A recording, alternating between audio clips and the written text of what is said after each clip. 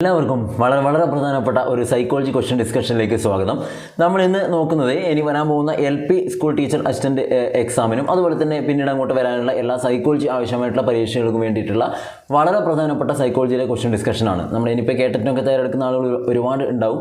അപ്പോൾ അതിനൊക്കെ വേണ്ടിയിട്ടുള്ള വളരെ പ്രധാനപ്പെട്ട ഒരു 60 ചോദ്യങ്ങളാണ് നമ്മൾ ഈ ഒരു സെഷനിൽ നോക്കുന്നത്. അപ്പോൾ നിങ്ങൾ എന്ത് ചെയ്യുക, പഠിച്ച കാര്യങ്ങൾ തന്നെ ആയിരിക്കും, ഒരുപാട് കാര്യങ്ങളൊക്കെ അറിയുന്നത് തന്നെ ആയിരിക്കും. എന്നിരുന്നാൽ പോലും ഓരോ ക്വസ്റ്റ്യനും കൃത്യമായിട്ട് ഒരു എക്സാം അറ്റൻഡ് ചെയ്യുന്ന പോലെ തന്നെ നിങ്ങൾ കാണുക. നമ്മളിപ്പോഴും ചെയ്യുന്ന പോലെ തന്നെ എന്ത് ചെയ്യുക, ഓരോ ക്വസ്റ്റ്യൻ ഞാൻ വായിക്കുമ്പോഴും അതിൻ്റെ ആൻസറിലേക്ക് നിങ്ങൾ വളരെ പെട്ടെന്ന് എത്താൻ വേണ്ടി ശ്രമിക്കണം. അതിനുശേഷം മാത്രം ഞാൻ പറയുന്ന ആൻസർ കറക്റ്റായിട്ട് നിങ്ങളൊന്ന് വെരിഫൈ ചെയ്ത് നോക്കുക. ഓക്കെ, അപ്പോൾ നമുക്ക് ഓരോ ചോദ്യങ്ങളിലേക്ക് പോകാം. ഞാൻ വീണ്ടും പറയുകയാണ്, 60 ചോദ്യങ്ങളാണ് നമ്മൾ ഈ ഒരു സെഷനിൽ ഉൾപ്പെടുത്തിയിട്ടുള്ളത്. ഒരുപക്ഷെ കുറച്ചധികം സമയം വന്നേക്കാം. അപ്പോൾ നിങ്ങൾക്ക് എന്ത് ചെയ്യാം, സ്റ്റാർട്ടിങ്ങിൽ തന്നെ നിങ്ങൾ ആ ഒരു പ്ലേബാക്ക് സ്പീഡ് കൂട്ടി നിങ്ങൾക്ക് ഡബിളിലോ അല്ലെങ്കിൽ 1.5 ആയിട്ട് നിങ്ങൾ കാണുവാണെങ്കിൽ കുറച്ചും കൂടി പെട്ടെന്ന് ചെറിയ സമയത്തിനുള്ളിൽ നിങ്ങൾക്ക് ഇത് കവർ ചെയ്യാൻ വേണ്ടി പറ്റും. ഉറപ്പായിട്ടും ഏകദേശം എനിക്ക് തോന്നുന്നു 1 മണിക്കൂറിനടുത്ത് ഈ ഒരു ടൈം വരാനുള്ള സാധ്യത ഉണ്ട്. ഓക്കെ, അപ്പോൾ നമുക്ക് എന്ത് ചെയ്യാം, ഓരോ ചോദ്യങ്ങളായിട്ട് നോക്കാം. ഫസ്റ്റ് ക്വസ്റ്റൻ ഇങ്ങനെയാണ്: താഴെ പറയുന്ന സൂചനകളിലൂടെ മനഃശാസ്ത്ര ചിന്തകനെ കണ്ടെത്തുക. താഴെ പറയുന്ന സൂചനകളിലൂടെ മനഃശാസ്ത്ര ചിന്തകനെ കണ്ടെത്തുക എന്നാണ് പറഞ്ഞിട്ടുള്ളത്. നോക്കാം. വ്യവഹാര മനഃശാസ്ത്ര ശാഖയ്ക്ക് ശക്തമായ അടിത്തറ നൽകിയെന്നാണ് സോറി, ഇവിടെ ടൈപ്പിങ്ങിന് ചെറിയൊരു മിസ്റ്റേക്ക് വന്നതാണ്. ഓക്കെ, അപ്പോൾ എന്താണ് പറയുന്നത്, ഫസ്റ്റ് ക്വസ്റ്റ്യൻ പറയുന്നത് ഇങ്ങനെയാണ്: വ്യവഹാര മനഃശാസ്ത്ര ശാഖയ്ക്ക് ശക്തമായ അടിത്തറ നൽകി. ചുവന്ന ബൾബ് കത്തിയ ഉടനെ ആടിൻ്റെ കാലിൽ ഷോക്ക് നൽകിക്കൊണ്ടുള്ള പരീക്ഷണം നടത്തി. 3. സ്വന്തം കുഞ്ഞ് ആൽബർട്ട് ഒരു വെളുത്ത എലിയെ തൊടാൻ ശ്രമിക്കുമ്പോൾ ഭീതിജനകമായ ശബ്ദം കേൾപ്പിച്ച് പരീക്ഷണം നടത്തി എന്നിങ്ങനെ ഉണ്ട്. അതുപോലെ തന്നെ 4ാമത്തെ ഒരു സ്റ്റേറ്റ്മെൻറ്റ് കൂടിയുണ്ട്. നോക്കാം. പരിസരമാണ് ശിശു വികാസത്തിലെ ഏറ്റവും പ്രധാനപ്പെട്ട ഘടകമെന്ന് അവകാശപ്പെട്ടു. ഓക്കെ, അപ്പോൾ ഈ പറഞ്ഞ 4 സ്റ്റേറ്റ്മെൻറ്റ്, ഈ 4 പ്രസ്താവനകൾ നിങ്ങൾ വായിച്ചിട്ട് എന്ത് ചെയ്യണം, ഇത് ആരെക്കുറിച്ചാണ് ഇവിടെ പറയുന്നത് എന്നുള്ളതാണ് നമ്മൾ എത്തേണ്ടത്. ഓപ്ഷൻസ് നോക്കുക. പാവ്ലോ, തൊണ്ടൈക്ക്, സ്കിന്നർ, അതുപോലെ തന്നെ സ്കിന്നറാണ്. Okay, Pavlov, Thorndike, Skinner, John B Watson എന്നിങ്ങനെ 4 ഓപ്ഷൻസാണ് ഇവിടെ തന്നിട്ടുള്ളത്. ഓക്കെ, അപ്പോൾ നമുക്ക് വളരെ എളുപ്പത്തിൽ ഇത് പറയാൻ പറ്റും. കാരണം ഇതിൽ എല്ലാ സ്റ്റേറ്റ്മെൻറ്റൊന്നും വേണ്ട, 1-2 സ്റ്റേറ്റ്മെൻറ്റ് വെച്ചുകൊണ്ട് നിങ്ങൾക്ക് വളരെ എളുപ്പത്തിൽ പറയാൻ പറ്റും. 1. വ്യവഹാര മനഃശാസ്ത്ര ശാഖയ്ക്ക് ശക്തമായ അടിത്തറ നൽകി. അപ്പോൾ തന്നെ നിങ്ങൾക്ക് ഇതിൽ ഓപ്ഷൻ കാണുമ്പോൾ തന്നെ പെട്ടെന്ന് ഒരാളിലേക്ക് എത്താൻ വേണ്ടി പറ്റും. ഓക്കെ, പിന്നെ ലാസ്റ്റ് നോക്കിയേ, പരിസരമാണ് ശിശു വികാസത്തിലെ ഏറ്റവും പ്രധാനപ്പെട്ട ഘടകമെന്ന് അവകാശപ്പെട്ടു. പിന്നെയോ, സ്വന്തം കുഞ്ഞ് ആൽബർട്ട് ഒരു വെളുത്ത എലിയെ തൊടാൻ ശ്രമിക്കുമ്പോൾ ഭീതിജനകമായി ശബ്ദം കേൾപ്പിച്ച് പരീക്ഷണം നടത്തി. ഇതൊക്കെ ചെയ്ത് ആരാണെന്നാണ് ചോദിക്കുന്നത്. ഓക്കെ, ഇങ്ങനെയൊക്കെ ചെയ്ത് യാതൊരു സംശയവും വേണ്ട. ഇങ്ങനെയൊക്കെ ചെയ്തിട്ടുള്ളത് ആരാണ്, നമുക്ക് എല്ലാവർക്കും അറിയുന്ന ജോൺ ബി വാട്സൺ ആണ് കേട്ടോ. വാട്സൺ ആണ് ഇങ്ങനെയൊക്കെ ചെയ്തിട്ടുള്ള കാര്യം നിങ്ങൾ കറക്റ്റായിട്ട് മനസ്സിലാക്കി വെക്കുക. ഓപ്ഷൻ ഡി ആണ് കറക്റ്റായിട്ടുള്ള ആൻസർ. വാട്സൺ എന്നതാണ് ശരിയായിട്ടുള്ള ഉത്തരം. ഓക്കെ, വാട്സൺ ആണ് കറക്റ്റ് ആൻസർ. ഇതാണ്. അപ്പോൾ അത് കിട്ടിയിട്ടുണ്ടെന്ന് വിചാരിക്കുന്നു. ഒരു പക്ഷേ ഇത് പുതിയൊരു ക്വസ്റ്റൻ ആയിരിക്കാം, അതുകൊണ്ട് കൃത്യമായിട്ടൊന്ന് മനസ്സിലാക്കി വെക്കുക. സെക്കൻഡ് ക്വസ്റ്റിലേക്ക് പോവാം. 2ാമത്തെ ക്വസ്റ്റ്യൻ ഇങ്ങനെയാണ്: മനഃശാസ്ത്രത്തിന് ആദ്യം അതിൻ്റെ ആത്മാവ് നഷ്ടപ്പെട്ടു, പിന്നെ അതിൻ്റെ മനസ്സും നഷ്ടമായി, അതിനുശേഷം അതിൻ്റെ ബോധവും നഷ്ടപ്പെട്ടു. ഇപ്പോൾ ഒരു തരത്തിലുള്ള വ്യവഹാരങ്ങൾ മാത്രം ബാക്കിയുണ്ട്. ഈ പ്രസ്താവന ആരുടേതാണ് എന്നാണ് ചോദിച്ചത്. ഇത് നമ്മൾ മനഃശാസ്ത്രത്തിന് ആ സ്റ്റാർട്ടിങ് ടൈം പറയുമ്പോൾ അല്ലേ, ഫസ്റ്റ് ക്ലാസ്സിലാണ് തോന്നുന്നു, നമ്മൾ സ്റ്റാർട്ടിങ് ബേസ് പറയുമ്പോൾ തന്നെ പറഞ്ഞ ഒരു കാര്യമാണ്. അപ്പോൾ വളരെ എളുപ്പത്തിൽ നിങ്ങൾക്ക് ആൻസറിലേക്ക് എത്താൻ പറ്റും. മനഃശാസ്ത്രത്തിന് ആദ്യം അതിൻ്റെ ആത്മാവ് നഷ്ടപ്പെട്ടു, പിന്നെ അതിൻ്റെ മനസ്സും നഷ്ടമായി, അതിനുശേഷം അതിൻ്റെ ബോധവും നഷ്ടപ്പെട്ടു. ഇപ്പോൾ ഒരു തരത്തിലുള്ള വ്യവഹാരം മാത്രം ബാക്കിയുണ്ട്. ഈ പ്രസ്താവന ആരുടേതാണ് എന്നാണ് ചോദിച്ചിട്ടുള്ളത്. Options: William Wundt, R.S. Woodworth, William James പിയാഷെ എന്നിങ്ങനെയുള്ള 4 ഓപ്ഷൻസാണ് ഉള്ളത് അല്ലേ. അപ്പോൾ ആൻസർ ഏതാണ് വരിക, വളരെ എളുപ്പത്തിൽ പറയാൻ പറ്റും. നമ്മളന്ന് പണ്ട് പരിചയപ്പെട്ട തന്നെയാണ് ആൻസർ. ഓപ്ഷൻ ബി ആണ് കറക്റ്റായിട്ടുള്ള ആൻസർ കേട്ടോ. ഓപ്ഷൻ ബി ആണ് എന്താണ് വരിക, R.S. വുഡ്വർത്ത് എന്നുള്ളതാണ് ആൻസർ. ഓപ്ഷൻ ബി ആണ് എന്നുള്ള കാര്യം കിട്ടിയിട്ടുണ്ടാകും. നിങ്ങൾക്ക് എല്ലാവരും കിട്ടിയ തന്നെയായിരിക്കും. എളുപ്പമുള്ളൊരു ക്വസ്റ്റൻ ആണ് അല്ലേ. അപ്പോൾ ബേസായി ബന്ധപ്പെട്ട കുറച്ച് കാര്യങ്ങൾ നിങ്ങൾ മനസ്സിലാക്കി വെക്കുന്നത് നല്ലതായിരിക്കും. അപ്പോൾ ബേസിക് ഒന്നും കൂടി എടുത്ത് നോക്കുന്നത് നിങ്ങൾക്ക് ഗുണം ചെയ്യും. ഓക്കെ, അടുത്ത ക്വസ്റ്റൻ, 3rd പാർട്ടിലേക്ക് നമുക്ക് പോകാം. 3rd ക്വസ്റ്റിലേക്ക് പോകാം. എന്താ പറയുന്നത് നോക്കേ: വളർച്ച, വികാസം എന്നിവയെക്കുറിച്ചുള്ള താരതമ്യ പഠനങ്ങളിൽ ശരിയായവ ഏതാണ്? വളർച്ച, വികാസം എന്നിവയെക്കുറിച്ചുള്ള താരതമ്യ പഠനങ്ങളിൽ ശരിയായവ ഏതാണെന്നാണ് ചോദിച്ചത്. എന്ന് പറഞ്ഞാൽ ഇത്രയേ ഉള്ളൂ. ഇവിടെ നമുക്കിതാ 1, 2, 3, 4 സ്റ്റേറ്റ്മെൻറ്റ് പോലെ 4 കാര്യങ്ങൾ അതിനെക്കുറിച്ച്, വളർച്ചയും വികാസത്തെയും കുറിച്ച് പറയുന്നുണ്ട്. അത് വായിച്ച് മനസ്സിലാക്കിയിട്ട് അതിൽ ശരിയായവ ഏത് എന്നുള്ളതാണ് നമുക്ക് പറയേണ്ടത് അല്ലേ. നോക്കാം. വളർച്ച പാരിമാണികമാണ്, അതുപോലെ തന്നെ വികാസം ഗുണാത്മകമാണ്. ഒന്നുമില്ല, ക്വാളിറ്റേറ്റീവും അതുപോലെ തന്നെ ക്വാണ്ടിറ്റേറ്റീവും. ഓക്കെ, വളർച്ച പാരിമാണികമാണ്, അതുപോലെ തന്നെ വികാസം ഗുണാത്മകമാണ്. ഗുണം ഓക്കെ, ക്വാളിറ്റിയാണ് ഉദ്ദേശിക്കുന്നത്. അടുത്തത്, വളർച്ച പരിപക്വനത്തെയും പഠനത്തെയും ആശ്രയിക്കുന്നു, വികാസം പരിപക്വനത്തെയും പഠനത്തെയും ആശ്രയിക്കുന്നില്ല എന്നിങ്ങനെയാണ് പറഞ്ഞത്. 3ാമത്തത്, വളർച്ചയിൽ ഉണ്ടാകുന്ന മാറ്റങ്ങൾ നേരിട്ട് നിരീക്ഷിക്കാനും മാപനം ചെയ്യാനും സാധിക്കുന്നു, വികാസ ഫലമായി ഉണ്ടാകുന്ന മാറ്റങ്ങൾ പലതും നിരീക്ഷിക്കാനോ അളക്കാനോ കഴിയുന്നില്ല. അടുത്തത് ഫോർത്ത് സ്റ്റേറ്റ്മെൻറ്റ്, വളർച്ച വികാസത്തിന് കാരണമാകാം, അല്ലെന്നും വരാം. വികാസം വളർച്ചയില്ലാതെ തന്നെ സാധ്യമാണ് എന്നിങ്ങനെയാണ് നമുക്കിവിടെ തന്നിട്ടുള്ളത് അല്ലേ. അപ്പോൾ നമുക്കിത് വായിച്ചിട്ട് കൃത്യമായിട്ട് ശരിയായവ ഏതൊക്കെയാണ് എന്നാണ് നമ്മൾ പറഞ്ഞു കൊടുക്കേണ്ടത്. ശരിയായവ ഏതൊക്കെയാണ് എന്ന് വേണം നമ്മൾ പറഞ്ഞു കൊടുക്കാൻ. ക്ലിയർ? നമുക്ക് നോക്കാം. ഇവിടെ ഓപ്ഷൻ നോക്കിയാൽ നിങ്ങൾക്ക് മനസ്സിലാവും 1, 2, 3 ശരി, 1, 3, 4 ശരി, പിന്നെയോ 1, 2, 4 ശരി, അതുപോലെ തന്നെ എല്ലാം ശരി എന്നിങ്ങനെയൊക്കെയാണ് പറയുന്നത്. നിങ്ങൾ വായിക്കുമ്പോൾ തന്നെ മനസ്സിലായിട്ടുണ്ടാവും എല്ലാം ശരിയാണോ അല്ല എന്തെങ്കിലും തെറ്റുണ്ടോ എന്നൊക്കെയുള്ള കാര്യങ്ങൾ. ഒന്നാമത്തത്, വളർച്ച പാരിമാണികമാണ്, അതുപോലെ തന്നെ വികാസം ഗുണാത്മകമാണ് അല്ലേ. ശരിയാണോ? നമുക്കറിയാം വികാസം എന്ന് വെച്ചാൽ എന്താണ്, ക്വാളിറ്റേറ്റീവ് ആണ്, മറ്റേത് ക്വാണ്ടിറ്റേറ്റീവ് ആണെന്നൊക്കെ നിങ്ങൾ പഠിച്ചിട്ടുണ്ട്. അപ്പോൾ ഒന്നും തന്നെയാണ് കറക്റ്റ് ആണ് എന്നുള്ള കാര്യം ഓക്കെ നമുക്ക് കിട്ടിയിട്ടുണ്ടാകും അല്ലേ. 1 കറക്റ്റാണ്. അടുത്ത പിന്നെ സ്റ്റേറ്റ്മെൻറ്റ് നോക്കാം. വളർച്ച പരിപക്വനത്തെയും പഠനത്തെയും ആശ്രയിക്കുന്നു. വികാസം പരിപക്വനത്തെയും പഠനത്തെയും ആശ്രയിക്കുന്നില്ല എന്നിങ്ങനെയാണ് പറഞ്ഞത് അല്ലേ. അപ്പോൾ ഇവിടെ നേരെ തിരിച്ചിട്ടല്ലേ വരിക അല്ലേ. നമ്മൾ പഠിച്ച എങ്ങനെയാണല്ലോ, വളർച്ച പരിപക്വനത്തെയും പഠനത്തെയും ആശ്രയിക്കുന്നു. നമ്മൾ പഠിച്ചാലും ഇല്ലെങ്കിലൊക്കെ എന്താണ്, വളർച്ച ഗ്രോത്ത് കറക്റ്റായിട്ട് പോകും അല്ലേ. പക്ഷേ വികാസം എന്താണ്, പരിപക്വനത്തെയും പഠനത്തെയൊക്കെ ആശ്രയിക്കുന്നുണ്ട് എന്നാണ് നമ്മൾ പഠിച്ചത്. അപ്പോൾ ഇതെന്തല്ല, ശരിയല്ല, ഇത് തെറ്റാണ് എന്നുള്ള കാര്യം മനസ്സിലായി. ഇനി വളർച്ചയിൽ ഉണ്ടാകുന്ന മാറ്റങ്ങൾ നേരിട്ട് നിരീക്ഷിക്കാനും മാപനം ചെയ്യാനും സാധിക്കുന്നു. വികാസപരമായി ഉണ്ടാകുന്ന മാറ്റങ്ങൾ പലതും നിരീക്ഷിക്കാനോ അളക്കാനോ കഴിയുന്നില്ല, പലതും അല്ലേ. ശരിയാണ്, വളർച്ച നമുക്ക് കൃത്യമായിട്ട് നോക്കാൻ നിരീക്ഷിച്ച് മാപ്പ് ചെയ്യാനൊക്കെ പറ്റും അല്ലേ. പക്ഷെ മറ്റേതെല്ലാം കൃത്യമായിട്ട് എല്ലാ കാര്യങ്ങളും നിരീക്ഷിക്കാൻ പറ്റണമെന്നില്ല. അപ്പോൾ എന്താണ്, ഇത് ശരിയാണ്.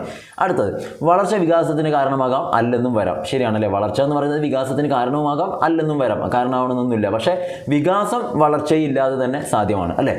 വളർച്ച ഒരു പ്രായപരിധി കഴിഞ്ഞാൽ നമ്മൾ പറഞ്ഞിട്ടുണ്ടല്ലോ നിൽക്കും അല്ലേ, സ്റ്റോപ്പ് ചെയ്യുന്നുണ്ട്. പക്ഷേ വികാസം അങ്ങനെയല്ല, നമ്മൾ മരണം വരെയും എന്ത് ചെയ്യുന്നുണ്ട്, കണ്ടിന്യൂസ് ആയിട്ട് പോകുന്നുണ്ട് അല്ലേ. ഇതും ശരിയാണ്. എന്ന് പറഞ്ഞാൽ 1, 3, 4 ശരിയാണ്. അപ്പോൾ ഓപ്ഷൻ നോക്കിയേ, 1, 3, 4 വരുന്നത് ഏതാണ് നിങ്ങൾ കൃത്യമായിട്ട് നോക്കുക. ഏതാണ് വരിക, 1, 3, 4 വരുന്നത് ഓപ്ഷൻ ഇതാ ഇവിടെ ഇതാ സി ആണ് അല്ലേ. സി ആണ് വരിക. ഇതാ 1, 3, 4 ഓപ്ഷൻ സി ആണ് കറക്റ്റായിട്ടുള്ള ആൻസർ. ഓക്കെ, ഇതൊക്കെ വളരെ എളുപ്പത്തിലാണ്. സ്റ്റേറ്റ്മെൻറ്റ് ടൈപ്പിൽ വരുമ്പോൾ നമുക്ക് കുറച്ച് കൺഫ്യൂഷൻ ആവുന്നേ ഉള്ളൂ. പക്ഷേ സ്റ്റേറ്റ്മെൻറ്റ് ടൈപ്പിൽ വന്നാൽ നിങ്ങൾ ഒന്നും നോക്കണ്ട, 1, 2, 3 തവണ ഒന്ന് വായിച്ച് നോക്കുക. സമയം ചിലപ്പോൾ പെട്ടെന്ന് തന്നെ നമുക്ക് ക്ലിക്ക് ആവും. ഓക്കെ, ഇനി അതിൽ ഏതെങ്കിലും ഒരെണ്ണം നിങ്ങൾക്ക് ശരിയായിട്ടോ അല്ലെങ്കിൽ തെറ്റൊക്കെ ആയിട്ട് തോന്നുന്നുണ്ടെങ്കിൽ അതിനൊക്കെ ഒഴിവാക്കാൻ പറ്റുമെങ്കിൽ അങ്ങനെ നോക്കിയിട്ട് നിങ്ങൾക്ക് ഓപ്ഷനിലേക്ക് വന്നിട്ട് ആൻസറിലേക്ക് എത്തിക്കാൻ പറ്റും. ക്ലിയർ? അടുത്തത് ഫോർത്ത് ക്വസ്റ്റ്യൻ, അമലയും കമലയും കാട്ടിൽ ചെന്നായ്ക്കൾ വളർത്തിയ കുട്ടികളായിരുന്നു. ബംഗാളിലെ ഒരു വനത്തിൽ നിന്നാണ് അവരെ വീണ്ടെടുത്തത്. അന്ന് അവർക്ക് യഥാക്രമം 2ഉം 9ഉം വയസ്സായിരുന്നു. ആ സമയത്ത് അവരുടെ പ്രവൃത്തികളെല്ലാം ചെന്നായുടേത് പോലെയായിരുന്നു. അമലയാകട്ടെ ആശുപത്രിയിൽ വെച്ച് മരിച്ചു. കുറച്ച് ദിവസം കൊണ്ട് കമലയെ മനുഷ്യക്കുട്ടികളെ പോലെയാക്കാൻ കഴിഞ്ഞു. ഇവിടെ വ്യക്തമാകുന്ന ശിശുവികാസത്തെ സ്വാധീനിക്കുന്ന ഘടകം ഏതാണ്?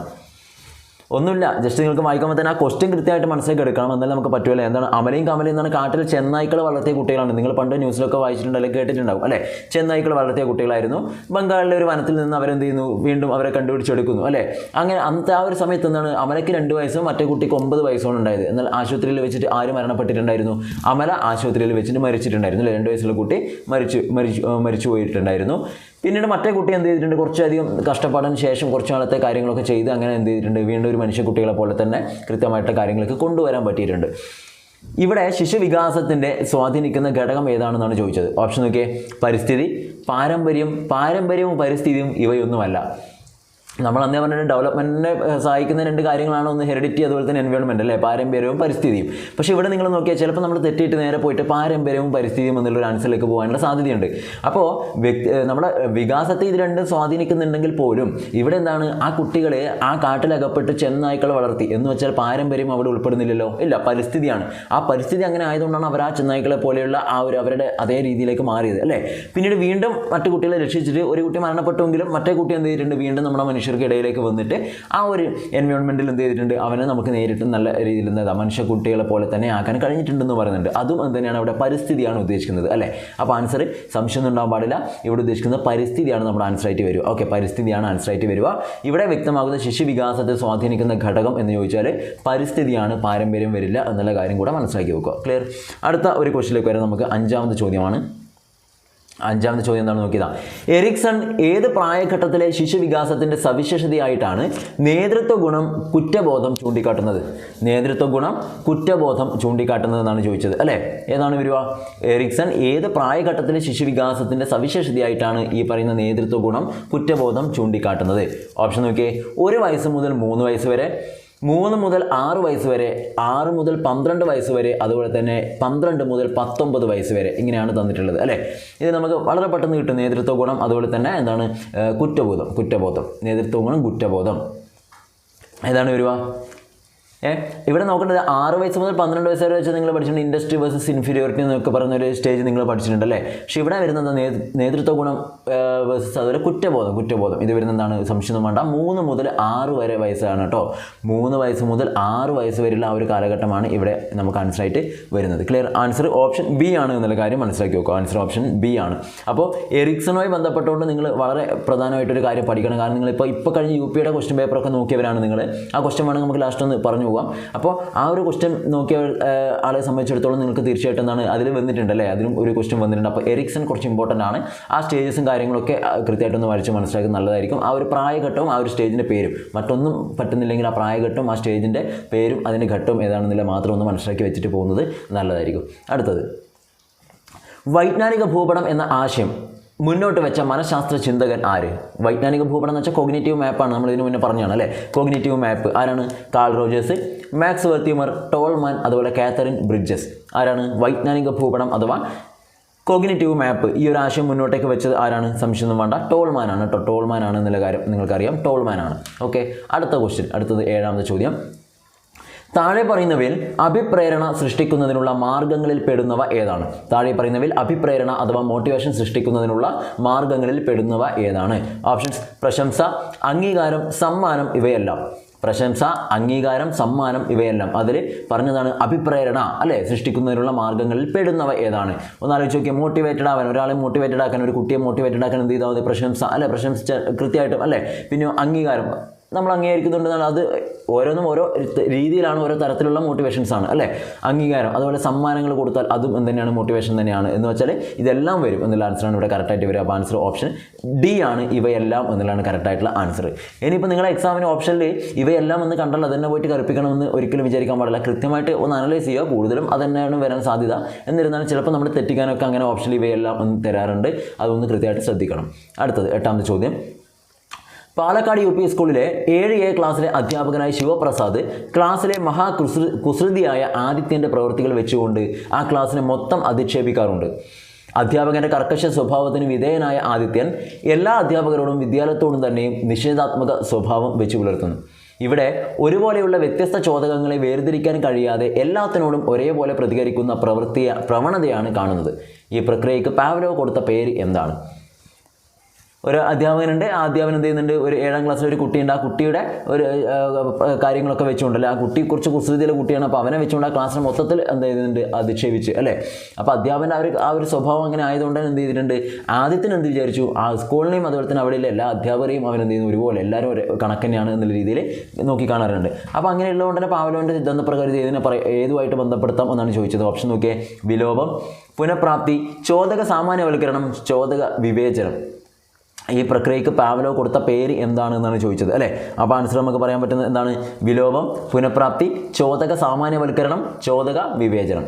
ഇവിടെ ഒന്നുമില്ല. ആ കുട്ടിക്ക് ഒരു അധ്യാപകനോടാണ് പ്രശ്നം അല്ലേ. ഒരു അധ്യാപകനോട് മാത്രമാണ് ആ കുട്ടിക്ക് പ്രശ്നം ഉണ്ടായത്.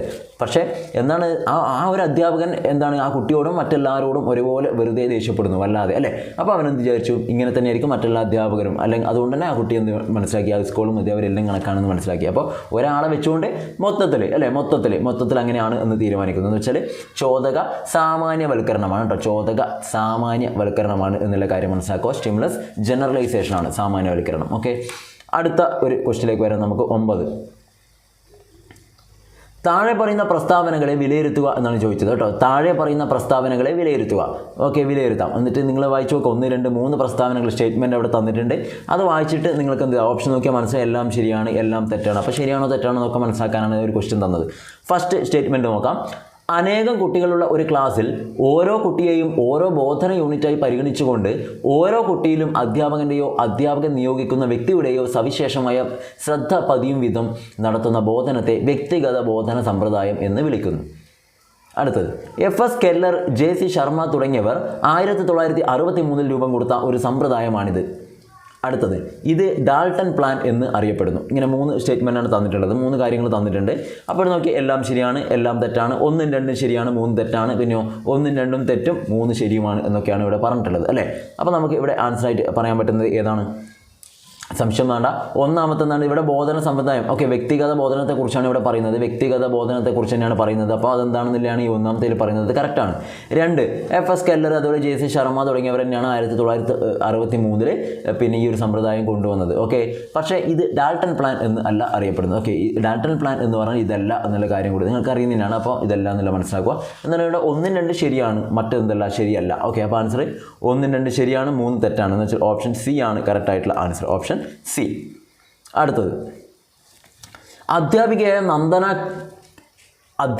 നന്ദന കൃഷ്ണ ബ്ലാക്ക് ബോർഡിൽ എഴുതുമ്പോൾ പ്രധാന വാക്കുകൾക്കിടയിൽ വരയിടാറുണ്ട്. മാത്രമല്ല ബോർഡിലോ ചാർട്ടിലോ എഴുതുമ്പോൾ പശ്ചാത്തലത്തിൽ നിന്ന് ഉദ്ദേശിക്കുന്ന ഒരു ലൈൻ മിസ്സായി പോയിട്ടുണ്ട്. അപ്പോൾ മാത്രമല്ല ബോർഡിലോ ചാർട്ടിലോ എഴുതുമ്പോൾ ഓരോ ഭാഗത്തും പ്രത്യേക നിറം ഉപയോഗിച്ചാണ് എഴുതാറുള്ളത്. ഇവിടെ യഥാർത്ഥ പശ്ചാത്തലത്തിൽ നിന്ന് ഉദ്ദേശിക്കുന്ന പദങ്ങളെ എടുത്തുയർത്തുന്നതിന് വേണ്ടിയാണ് അധ്യാപിക ഈ രീതി സ്വീകരിച്ചിരിക്കുന്നത്. ഗസ്റ്റാൾട്ട് നിയമത്തിലെ ഈ പ്രത്യേകത ഏത് പേരിൽ അറിയപ്പെടുന്നു? ഗസ്റ്റാൾട്ട് സിദ്ധാന്തം ഇമ്പോർട്ടൻ്റ് ആണെന്നുള്ളത് നിങ്ങൾ കഴിഞ്ഞ ക്വസ്റ്റ്യൻ പേപ്പർ കണ്ടപ്പോൾ തന്നെ മനസ്സിലായിട്ടുണ്ടാവും. അപ്പോൾ ഇവിടെ എന്താണ്, അധ്യാപികയായ നന്ദന എന്ത് ചെയ്യുന്നുണ്ട്, ബ്ലാക്ക് ബോർഡിൽ എഴുതുമ്പോൾ പ്രധാന വാക്കുകൾക്കിടയിൽ വരയിടാറുണ്ട്. അല്ലേ, നമ്മൾ പ്രധാനപ്പെട്ട പോയിന്റ് വരുമ്പോൾ അതിനിടയിൽ അണ്ടർലൈൻ ഇടാറുണ്ടല്ലോ അല്ലേ, പ്രധാന വാക്കുകൾക്കിടയിൽ ഇതുപോലെ വരയിടാറുണ്ട്. മാത്രമല്ല ബോർഡിലോ ചാർട്ടിലോ എഴുതുമ്പോൾ ഓരോ ഭാഗത്തും പ്രത്യേക നിറം ഉപയോഗിച്ചാണ് എഴുതാറുള്ളത്. ഇവിടെ ഇപ്പോൾ മഞ്ഞ കളറാണെങ്കിൽ ഞാനതിനെ മാർക്ക് ചെയ്യാൻ മറ്റൊരു നിറം വെച്ചിട്ട് എന്ത് ചെയ്യുന്നു, അണ്ടർലൈനൊക്കെ ഇടുന്നു അല്ലേ. അപ്പോൾ ഓരോ ഭാഗത്ത് എഴുതുമ്പോഴും പ്രത്യേക നിറങ്ങളൊക്കെ ഉപയോഗിച്ച് എഴുതാറുണ്ട്. ഇവിടെ യഥാർത്ഥ പശ്ചാത്തലത്തിൽ നിന്ന് ഉദ്ദേശിക്കുന്ന പദങ്ങളെ എടുത്തുയർത്തുന്നതിന് വേണ്ടിയാണ് അധ്യാപിക ഈ രീതി സ്വീകരിച്ചിരിക്കുന്നത്. ശരിയാണ് അല്ലേ. ഇവിടെ നീല ബാക്ക്ഗ്രൗണ്ട് ആണുള്ളത്, അതിൽ നിന്ന് എടുത്തു കാണിക്കാനാണ് മഞ്ഞ ഫോണ്ടിൽ ഉപയോഗിച്ചത്. അതിൽ അണ്ടർലൈനിട്ട് പ്രധാനപ്പെട്ട കാണിക്കാൻ ഞാനിതാ വെള്ള കളർ ഉപയോഗിക്കുന്നു അല്ലേ. അപ്പോൾ മനസ്സിലായല്ലോ, യഥാർത്ഥ പശ്ചാത്തലത്തിൽ നിന്ന് നമുക്ക് ഉദ്ദേശിക്കുന്ന പദങ്ങളെ എടുത്തുയർത്താൻ വേണ്ടിയിട്ടാണ്, അല്ലെങ്കിൽ അതിനെ പ്രത്യേകം ഹൈലൈറ്റ് ചെയ്യാൻ വേണ്ടിയിട്ടാണ് നമ്മൾ എന്ത് ചെയ്യുന്നത്, ഇങ്ങനെ ഈ ഒരു രീതി സ്വീകരിക്കുന്നത്. അപ്പോൾ ടീച്ചർ അങ്ങനെ ചെയ്തത്. ഗസ്റ്റാൾട്ട് നിയമത്തിൽ ഈ പ്രത്യേകത ഏത് പേരിൽ അറിയപ്പെടുന്നു എന്നാണ് ചോദിച്ചത്. ഒരു പക്ഷേ കൺഫ്യൂഷൻ വന്നേക്കാവുന്ന ഒരു ക്വസ്റ്റൻ ആണ്. ഓപ്ഷൻ നോക്കാം. രൂപ പശ്ചാത്തല ബന്ധം അഥവാ ഫിഗർ ഗ്രൗണ്ട് റിലേഷൻ, സാമീപ്യ നിയമം ലോ ഓഫ് പ്രോക്സിമിറ്റി, തുടർച്ചാ നിയമം ലോ ഓഫ് കണ്ടിന്യൂറ്റി. അതുപോലെ തന്നെ ഇതൊന്നുമല്ല എന്നും ഇവിടെ പറയുന്നുണ്ട് അല്ലേ. അപ്പോൾ നിങ്ങൾക്കറിയാം സാമീപ്യ നിയമവും തുടർച്ചാ നിയമവും പ്രോക്സിമിറ്റിയും കണ്ടിന്യൂറ്റിയും അല്ല എന്നുള്ള കാര്യം നിങ്ങൾക്ക് ഇവിടെ തന്നെ മനസ്സിലായി. അപ്പോൾ ഇവിടെ മനസ്സിലാക്കേണ്ടതാണ്, നമ്മളൊരു ബാക്ക്ഗ്രൗണ്ടിൽ ഒരു പ്രത്യേക ബാക്ക്ഗ്രൗണ്ടിൽ നമ്മൾ പ്രത്യേക കാര്യങ്ങളെ ഹൈലൈറ്റ് ചെയ്യാൻ വേണ്ടി ചെയ്യുന്നു അല്ലേ. അപ്പോൾ ഇവിടെ മനസ്സിലാക്കേണ്ടതാണ് ഫിഗർ ഗ്രൗണ്ട് റിലേഷൻ ആണ് കേട്ടോ ഇവിടെ ഉള്ളത്. രൂപ പശ്ചാത്തല ബന്ധമാണ്, പശ്ചാത്തലം ബാക്ക്ഗ്രൗണ്ട്. അങ്ങനെ നിങ്ങളൊന്ന് കോഡ് ചെയ്തിട്ട് ഈ ഒരു ക്വസ്റ്റിൻ്റെ ആൻസർ നിങ്ങൾ പഠിക്കുക. ഇവിടെ ആൻസർ ആയിട്ട് വരുന്നത് ഓപ്ഷൻ എ ആണ്. ഓക്കെ, ഫിഗർ ഗ്രൗണ്ട് റിലേഷൻ ആണ്. അപ്പോൾ നിങ്ങൾ എന്ത് ചെയ്യണം, ഗസ്റ്റാൾട്ട് സിദ്ധാന്തവുമായി ബന്ധപ്പെട്ട കാര്യങ്ങൾ കൃത്യമായിട്ട് ഒന്നും കൂടെ ഒന്ന് റിവൈസ് ചെയ്ത് നോക്കണം അറിയാത്തവരുണ്ടെങ്കിൽ. ഓക്കെ, അപ്പോൾ കഴിഞ്ഞ ക്വസ്റ്റനിലും വന്നിട്ടുണ്ട് എന്നുള്ള കാര്യം കൂടെ മനസ്സിലാക്കുക. അടുത്ത ക്വസ്റ്റ്യൻ, താഴെ പറയുന്ന വിദ്യാഭ്യാസ ദർശനങ്ങളുമായി ബന്ധപ്പെട്ടിരിക്കുന്ന വിദ്യാഭ്യാസ ചിന്തകനെ കണ്ടെത്തുക. ഓക്കെ, ഇവിടെ ഒരാളെ കുറിച്ച് പറയുന്നുണ്ട്, അത് ആരാണ് എന്നാണ് നമ്മൾ പറയേണ്ടത്. നോക്കാം. നല്ലൊരു വീടാണ് ഏറ്റവും നല്ല വിദ്യാലയം, കാരണം അത് സ്നേഹത്തിൻ്റെയും സഹകരണത്തിൻ്റെയും കേന്ദ്രമാണ്. രണ്ടാമത്തെ സ്റ്റേറ്റ്മെൻറ്റ്, വീടുകൾക്ക് വേണ്ടതെല്ലാം കൊടുക്കാൻ കഴിയാത്തത് കൊണ്ട് വിദ്യാലയങ്ങൾ ആവശ്യമാണ്. തേർഡ് പോയിന്റ്, വ്യക്തിയുടെ ശക്തികളുടെ സംയോജിത വികസനമാണ് വിദ്യാഭ്യാസത്തിൻ്റെ ലക്ഷ്യം. അതുപോലെ അധ്യാപനം നൈപുണ്യം വേണ്ട പ്രവൃത്തിയും സാൻമാർഗിക ജീവനവുമാണ് എന്നിങ്ങനെ 4 കാര്യങ്ങൾ പറഞ്ഞിട്ടുണ്ട്. അപ്പോൾ ഈ പറഞ്ഞ കാര്യങ്ങളൊക്കെ ആരുമായിട്ട് ബന്ധപ്പെട്ടിരിക്കുന്നു, അല്ലെങ്കിൽ ഏത് വിദ്യാഭ്യാസ ചിന്തകനുമായിട്ടാണ് ഇത് ബന്ധപ്പെട്ടിരിക്കുന്നതെന്നാണ് ചോദിച്ചത് അല്ലേ. ഓപ്ഷൻസ് ഫ്രൊബൽ, അതുപോലെ തന്നെ പെസ്റ്റലോസി, അതുപോലെ doctor Maria Montessori, then John Dewey. ആരാണ് ഇങ്ങനെ പറഞ്ഞത്, അല്ലെങ്കിൽ ഇത് ആരുമായിട്ട് ബന്ധപ്പെട്ടിരിക്കുന്നു എന്ന് വേണം നമ്മൾ പറയാൻ അല്ലേ. നല്ലൊരു വീടാണ് ഏറ്റവും നല്ല വിദ്യാലയം, കാരണം അത് സ്നേഹത്തിൻ്റെയും സഹകരണത്തിൻ്റെയും കേന്ദ്രമാണ് എന്നിങ്ങനെ പറഞ്ഞു. വീടുകൾക്ക് വേണ്ടതെല്ലാം കൊടുക്കാൻ കഴിയാത്തത് കൊണ്ട് വിദ്യാലയങ്ങൾ ആവശ്യമാണ്. പിന്നെയോ വ്യക്തിയുടെ ശക്തികളുടെ സംയോജിത വികസനമാണ് വിദ്യാഭ്യാസത്തിൻ്റെ ലക്ഷ്യം. അതുപോലെ തന്നെ അധ്യാപനം നൈപുണ്യം വേണ്ട പ്രവൃത്തിയും സാൻമാർഗിക ജീവനവുമാണ് എന്നാണ് പറഞ്ഞത് അല്ലേ. അപ്പോൾ ഇത് പറഞ്ഞത് ഫ്രോബലാണോ, പെസ്റ്റലോസി ആണോ, അല്ല ഡോക്ടർ മറിയ മോണ്ടിസോറി ആണോ, അതും അല്ലെങ്കിൽ ജോൺ ഡ്യൂയി ആണോ എന്നാണ് ചോദിച്ചത്. ആൻസർ ആയിട്ട് ഇവിടെ വരുന്നത് ഓപ്ഷൻ ബി പെസ്റ്റലോസി ആണ് കേട്ടോ. പെസ്റ്റലോസി എന്നുള്ളതാണ് കറക്റ്റ് ആയിട്ടുള്ള ആൻസർ. ഓക്കെ, അപ്പോൾ ഇനി ഇങ്ങനെയൊന്നും വന്നാൽ നിങ്ങൾക്ക് തെറ്റില്ല, പെസ്റ്റലോസി ആണ് എന്നുള്ള കാര്യം നിങ്ങൾക്ക് പെട്ടെന്ന് തന്നെ ആൻസറിലേക്ക് എത്താൻ പറ്റും. അടുത്ത ക്വസ്റ്റിലേക്ക് വരാം നമുക്ക്. നാം വിജയപരാജയങ്ങൾക്ക് 4 തരത്തിൽ കാരണം കണ്ടെത്തുന്നുവെന്ന് വെഗ്നർ. വ്യക്തിയുടെ ശ്രമം, വ്യക്തിയുടെ കഴിവ്, നിയുക്ത ജോലിയുടെ കാഠിന്യം, ഭാഗ്യം എന്നിങ്ങനെ ഇതേക്കുറിച്ച് വെഗ്നർ വികസിപ്പിച്ചെടുത്ത സിദ്ധാന്തം ഏതാണ്? ഒന്നും കൂടി, നാം വിജയപരാജയങ്ങൾക്ക് 4 തരത്തിൽ കാരണം കണ്ടെത്തുന്നുവെന്ന് വെഗ്നർ എന്ന് പറഞ്ഞ ആൾ അങ്ങനെ പറഞ്ഞു. വിജയപരാജയങ്ങൾക്ക് 4 തരത്തിലാണ് കാരണങ്ങൾ കണ്ടെത്തുന്നത്. 1 വ്യക്തിയുടെ ശ്രമം, 2 വ്യക്തിയുടെ കഴിവ്, 3 നിയുക്ത ജോലിയുടെ കാഠിന്യം, അതുപോലെ ഭാഗ്യം എന്നിവയാണ് ആ പറഞ്ഞ 4 കാര്യങ്ങൾ എന്നുള്ളത് മനസ്സിലായി. ഇതേക്കുറിച്ച് വെഗ്നർ വികസിപ്പിച്ചെടുത്ത സിദ്ധാന്തം ഏതാണെന്നാണ് ചോദിച്ചത്. നോക്കാം. സംവേദനാഭിമുഖ്യം എന്ന് വെച്ചാൽ സെൻസേഷൻ സീക്കിംഗ്, ഉപലബ്ധി പ്രചോദനം അച്ചീവ്മെൻറ്റ് മോട്ടിവേഷൻ, ട്രയാർക്കിക് സിദ്ധാന്തം, അതുപോലെ തന്നെ ആരോപ സിദ്ധാന്തം എന്ന് വെച്ചാൽ ആട്രിബ്യൂഷൻ തിയറി എന്നിങ്ങനെ 4 രീതിയിലാണ് നമുക്ക് തന്നിട്ടുള്ളത് അല്ലേ. അപ്പോൾ ഇവിടെ ഏതായിരിക്കും വരിക? വെഗ്നറുമായി ബന്ധപ്പെട്ട് ചിലപ്പോൾ നിങ്ങൾക്ക് ഇതൊരു പുതിയൊരു ക്വസ്റ്റ്യൻ ആയേക്കാം. അപ്പോൾ വെഗ്നറിൻ്റെ അഭിപ്രായത്തിൽ വിജയപരാജയങ്ങൾക്ക് കാരണം 4 തരത്തിലുള്ള കാരണങ്ങളാണ് വിജയപരാജയങ്ങൾക്കായിട്ടുള്ളത്. അതൊന്ന് മനസ്സിലാക്കുക. 1 വ്യക്തിയുടെ ശ്രമമാണ്, 2 വ്യക്തിയുടെ കഴിവാണ്, 3 നിയുക്ത ജോലിയുടെ കാഠിന്യമാണ്, അതുപോലെ ഭാഗ്യം കൂടിയാണ്. ഓക്കെ, ഇതെല്ലാം കൂടി ചേർന്നിട്ടാണ്. അപ്പോൾ അതൊക്കെ ബന്ധപ്പെട്ടില്ല അദ്ദേഹത്തിൻ്റെ തിയറി അറിയപ്പെടുന്ന പേര്, സിദ്ധാന്തം അറിയപ്പെടുന്നത് അല്ലേ. ഏതാണ് ആൻസർ? ഓപ്ഷൻ ഡി ആണ്, ആരോപ സിദ്ധാന്തം അഥവാ ആട്രിബ്യൂഷൻ തിയറി എന്നതാണ് കറക്റ്റ് ആൻസർ. അപ്പോൾ ആരോപ സിദ്ധാന്തം ആരുമായി ബന്ധപ്പെട്ടിരിക്കുന്നു വെച്ചാൽ വെഗ്നറാണ് എന്നുള്ള കാര്യം കൂടെ വെഗ്നറാണ് എന്നുള്ള കാര്യം കൂടെ മനസ്സിലാക്കി വെക്കുക. അടുത്ത ക്വസ്റ്റ്യനിലേക്ക് വരാം നമുക്ക്. വളരെ പ്രധാനപ്പെട്ട ചോദ്യം. വിദ്യാഭ്യാസ പരിപാടികൾ ആസൂത്രണം ചെയ്യാനും നടപ്പിലാക്കാനും അവയ്ക്ക് വേണ്ട ദിശാബോധം നൽകാനും സ്ഥാപിതമായിട്ടുള്ള വിദ്യാഭ്യാസ ഏജൻസികളിൽ പെടാത്തവ ഏത്? കൃത്യമായിട്ട് എന്തൊക്കെ അവിടെ ആവശ്യപ്പെടുന്ന ഡിമാൻഡ് ചെയ്യുന്ന ആ ക്വസ്റ്റ്യൻ ഡിമാൻഡ് ചെയ്യുന്ന കാര്യങ്ങൾ മനസ്സിലാക്കുക. 1 വിദ്യാഭ്യാസ പരിപാടികൾ ആസൂത്രണം ചെയ്യാനും നടപ്പിലാക്കാനും അവയ്ക്ക് വേണ്ട ദിശാബോധം ദിശാബോധം നൽകാനും സ്ഥാപിതമായിട്ടുള്ള വിദ്യാഭ്യാസ ഏജൻസികളിൽ പെടാത്തവ ഏതാണ്? പെടാത്തവ ഏതാണ് നോക്കാം. യൂണിവേഴ്സിറ്റി ഗ്രാന്റ് കമ്മീഷൻ അഥവാ UGC, വിദ്യാഭ്യാസ ഗവേഷണ പരിശീലന ദേശീയ കൗൺസിലാണ്. ദേശീയ വിദ്യാഭ്യാസ ഗവേഷണ പരിശീലന കൗൺസിൽ എന്നാണ് വേണ്ടത്. NCERT ആണ്. പിന്നെയോ national assessment and accreditation council അല്ലേ, NAAC. അതുപോലെ തന്നെ സ്കൂൾ സപ്പോർട്ടിംഗ് ഗ്രൂപ്പ് SSG. ഇതിലേതാണ് വരിക? വിദ്യാഭ്യാസ പരിപാടികൾ ആസൂത്രണം ചെയ്യാനും നടപ്പിലാക്കാനും അവയ്ക്ക് വേണ്ട ദിശാബോധം നൽകാനും സ്ഥാപിതമായിട്ടുള്ള വിദ്യാഭ്യാസ ഏജൻസികൾ പെടാത്തതെന്ന് ചോദിച്ചാൽ എന്താണ്? ഒരു സംശയം വേണ്ട. എയും ബിയും സിയൊക്കെ അതിൻ്റെ ഒഫീഷ്യലായിട്ടുള്ളതാണ് അല്ലെ, ഔദ്യോഗികമായിട്ടുള്ള ഏജൻസികളാണ്. എന്നാൽ ഓപ്ഷൻ ഡി അല്ല. ഓക്കെ, സ്കൂൾ സപ്പോർട്ടിംഗ് ഗ്രൂപ്പ് എന്ന് പറയുന്നത് വിദ്യാഭ്യാസ പരിപാടികൾ ആസൂത്രണം ചെയ്യാനും നടപ്പിലാക്കാനൊന്നും വേണ്ട കാര്യങ്ങളൊന്നും ചെയ്യുന്ന ഒരു ഗ്രൂപ്പല്ല എന്നുള്ള കാര്യം കൂടെ മനസ്സിലാക്കുക. ഓക്കെ, അടുത്തത്. സൂചനകളിലൂടെ ഒളിഞ്ഞിരിക്കുന്ന പഠനത്തെ സംബന്ധിച്ച രേഖ കണ്ടെത്തുക എന്നാണ് പറഞ്ഞത്. സൂചനകളിലൂടെ ഒളിഞ്ഞിരിക്കുന്ന പഠനത്തെ സംബന്ധിച്ച രേഖ കണ്ടെത്തുക എന്നാണ് പറഞ്ഞത്. നോക്കാം. 1 അതിലധികമോ മേഖലകളിലെ അധ്വാനവും പുരോഗതിയും നേട്ടവും കാണിക്കുന്ന വിദ്യാർത്ഥികളുടെ പ്രവർത്തനങ്ങളുടെ ശേഖരണം. 2 ഇതൊരു ബുക്കിൻ്റെയോ ഫോൾഡറിൻ്റെയോ ഫയലിൻ്റെയോ രൂപത്തിൽ തയ്യാറാക്കാം. 3 നോട്ടുകൾ, വർക്ക്ഷീറ്റുകൾ, അസൈൻമെൻറ്റുകൾ, പ്രൊജക്റ്റുകൾ തുടങ്ങിയവയെല്ലാം ഇതിൽ ഉൾപ്പെടുത്താം. 4 ഒരു പ്രത്യേക കാലഘട്ടത്തിലെ കുട്ടികളുടെ നിലവാരത്തിൻ്റെ സമഗ്രമായ ചിത്രം ഇതിലൂടെ ലഭിക്കും. അപ്പോൾ ഈ പറഞ്ഞ 4 പോയിന്റുകൾ വായിച്ചിട്ട് അത് ഏത് രേഖയെക്കുറിച്ചാണ് ഇവിടെ പറയുന്നതെന്നാണ് നിങ്ങൾ കണ്ടെത്തേണ്ടത്. ഓപ്ഷൻ നോക്കിയാൽ മനസ്സിലാവും. പോർട്ട്ഫോളിയോ, സഞ്ചിത രേഖ അഥവാ ക്യുമുലേറ്റീവ് റെക്കോർഡ്, സംഭവ വിവരണ രേഖ അഥവാ അനക്ഡോട്ടൽ റെക്കോർഡ്, പിന്നെ ഇവയൊന്നുമല്ല. ഈ പറഞ്ഞതിൽ ഏതിനെക്കുറിച്ചാണ് ഇവിടെ പരാമർശിക്കുന്നതെന്ന് ചോദിച്ചത്. ആദ്യത്തെ 2 വായിക്കുമ്പോൾ നിങ്ങൾക്ക് ഏകദേശം ഐഡിയ കിട്ടും. നോക്കിയേ. 1 അതിലധികമോ മേഖലകളിലെ അധ്വാനവും പുരോഗതിയും നേട്ടവും കാണിക്കുന്ന വിദ്യാർത്ഥികളുടെ പ്രവർത്തനങ്ങളുടെ ശേഖരം. 1 അതിലധികമോ മേഖലകൾ എന്ന് പറയുന്നുണ്ട്, കംപ്ലീറ്റ് എന്ന് പറയുന്നില്ല. 2 ഇതൊരു ബുക്കിൻ്റെയോ ഫോൾഡർ.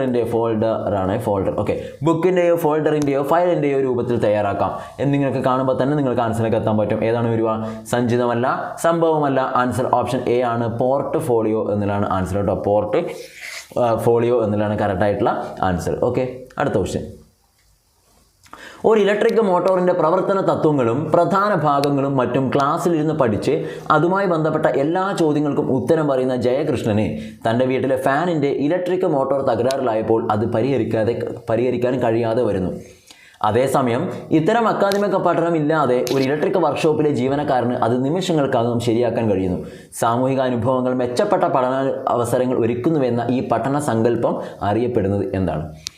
ഒന്നുമില്ല, 2 ആളുകളെ കുറിച്ചാണ് പറയുന്നത്. ഒരാൾ ക്ലാസ്സിൽ തിയററ്റിക്കലായിട്ട് എല്ലാം വായിച്ച് പഠിച്ചിട്ട് പരീക്ഷയ്ക്ക് എല്ലാത്തിനും കൃത്യമായിട്ടുള്ള ഉത്തരങ്ങളൊക്കെ പറയുന്നുണ്ട്.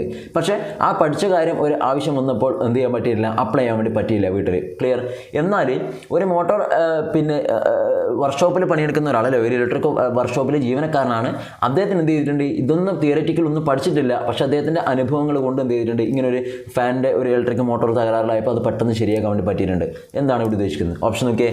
ജ്ഞാനനിർമ്മിതിവാദം, സാമൂഹിക ജ്ഞാനനിർമ്മിതിവാദം, അനുഭവാധിഷ്ഠിത പഠന സങ്കല്പം, അതുപോലെ പ്രവർത്തനാനുബന്ധനം. ഇതിലേതാണ് പറയാൻ പറ്റുക?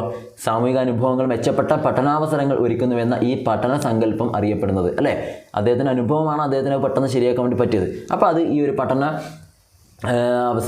സങ്കല്പം അറിയപ്പെടുന്ന പേര് എന്താണെന്നാണ് ചോദിച്ചിട്ടുള്ളത് അല്ലേ. ആൻസർ ഏതാണ് വരിക? ഒന്നും വേണ്ട, അനുഭവാധിഷ്ഠിത പഠന സങ്കല്പം തന്നെയാണ് കേട്ടോ. എക്സ്പീരിയൻഷ്യലിനാണ് അപ്പോൾ ആൻസർ അനുഭവാധിഷ്ഠിത പഠന സങ്കല്പം എന്നുള്ളതാണ് കറക്റ്റായിട്ടുള്ള ആൻസർ. ഓപ്ഷൻ സി ആണ്. അടുത്തത് 16ാമത്തെ ചോദ്യം. കൗൺസിലിംഗ് നൈതികതയുമായി ബന്ധപ്പെട്ട വസ്തുതകളിൽ ശരിയായവ ഏതെല്ലാം? കൗൺസിലിംഗുമായി ബന്ധപ്പെട്ട കാര്യമാണ് ഇവിടെ പറയുന്നത്. കൗൺസിലിംഗ് നൈതികതയുമായി ബന്ധപ്പെട്ട വസ്തുതകളിൽ ശരിയായവ ഏതെല്ലാം? അതിൻ്റെ ഒരു എത്തിക്സ് ഉണ്ടല്ലോ കൗൺസിലിങ്ങിൻ്റെ, അതുമായി ബന്ധപ്പെട്ട ശരിയായവ ഏതെന്നാണ് ചോദിച്ചത്. പെരുമാറ്റത്തിൽ ഉയർന്ന നിലവാരം പുലർത്തുക, കൗൺസിലർക്ക് സ്വയം തീർക്കാനാകാത്ത പ്രശ്നങ്ങൾ വിദഗ്ധ സഹായത്തോടെ പരിഹരിക്കുക, പിന്നെയോ കൗൺസിലിംഗ് അർപ്പിക്കുന്ന വിശ്വാസ്യത കാത്തുസൂക്ഷിക്കാൻ കൗൺസിലർ ബാധ്യസ്ഥനാകുക. അതുപോലെ തന്നെ ഇവയെല്ലാം കൗൺസിലിങ്ങിൻ്റെ ആ ഒരു എത്തിക്സ് നൈതികതയുമായി ബന്ധപ്പെട്ടിട്ട് ഇവിടെ ശരിയായത് ഏതാണെന്നാണ് ചോദിച്ചത് അല്ലേ? ശരിയായവ ഏതൊക്കെയാണെന്നാണ് ചോദിച്ചത്. ഇവിടെ നിങ്ങൾ വായിക്കുമ്പോൾ തന്നെ മനസ്സിലാവും, ഒന്ന് പെരുമാറ്റത്തിൽ ഉയർന്ന നിലവാരം പുലർത്തണം അല്ലേ, അല്ലാണ്ട് ഒരുമാതിരി അല്ലേ കച്ചറ സ്വഭാവത്തോട് കൂടിയിട്ടാണ് ഒരു കൗൺസിലർ ഇരിക്കുന്നുണ്ട്, പിന്നീട് അങ്ങോട്ട് ആരും പോവില്ല. ശരിയല്ലേ? രണ്ടാമത്തത്, കൗൺസിലർക്ക് സ്വയം തീർക്കാനാകാത്ത പ്രശ്നങ്ങൾ വന്നാൽ വിദഗ്ധ അഭിപ്രായം നമുക്ക് സ്വീകരിക്കാം, അല്ലെങ്കിൽ അവരുടെ സഹായങ്ങളൊക്കെ വിദഗ്ധരായിട്ടുള്ള ആളുകളുടെ സഹായം സ്വീകരിക്കാം. ശരിയാണ്, അങ്ങനെ ചെയ്യണം. പിന്നെ കൗൺസിലിംഗ് അർപ്പിക്കുന്ന വിശ്വാസ്യത കാത്തുസൂക്ഷിക്കാൻ കൗൺസിലർ ബാധ്യസ്ഥരാകുക. ചില സ്കൂളുകളൊക്കെ കൗൺസിലേഴ്സ് ഉണ്ട്, കുട്ടികൾ പോയിട്ട് എന്തെങ്കിലും ഒരു അവരുമായി ബന്ധപ്പെട്ട വളരെ പ്രധാനപ്പെട്ട ഒരു കാര്യം അല്ലേ, രഹസ്യമായി വെക്കേണ്ട കാര്യങ്ങൾ കൗൺസിലറുടെ ഒരു ആശ്വാസത്തിന് വേണ്ടി സംസാരിച്ചാൽ ആ കുട്ടി പറഞ്ഞിറങ്ങുമ്പോഴേക്കും അത് അവിടെ സ്റ്റാഫ് റൂമിലെ ടീച്ചേഴ്സ് എല്ലാം അറിഞ്ഞിട്ടുണ്ടാവും. എന്നിങ്ങനെയുള്ള ചില കൗൺസിലേഴ്സ് ഉണ്ട്. ഓക്കെ, വളരെ എന്താണ് പറയുക, യാതൊരു തരത്തിലുള്ള ഒരു നൈതികതയും കാത്തുസൂക്ഷിക്കാത്ത രീതിയിലുള്ള ആളുകളുണ്ട്. അപ്പോൾ അങ്ങനെ ആവാൻ പാടില്ല അല്ലേ?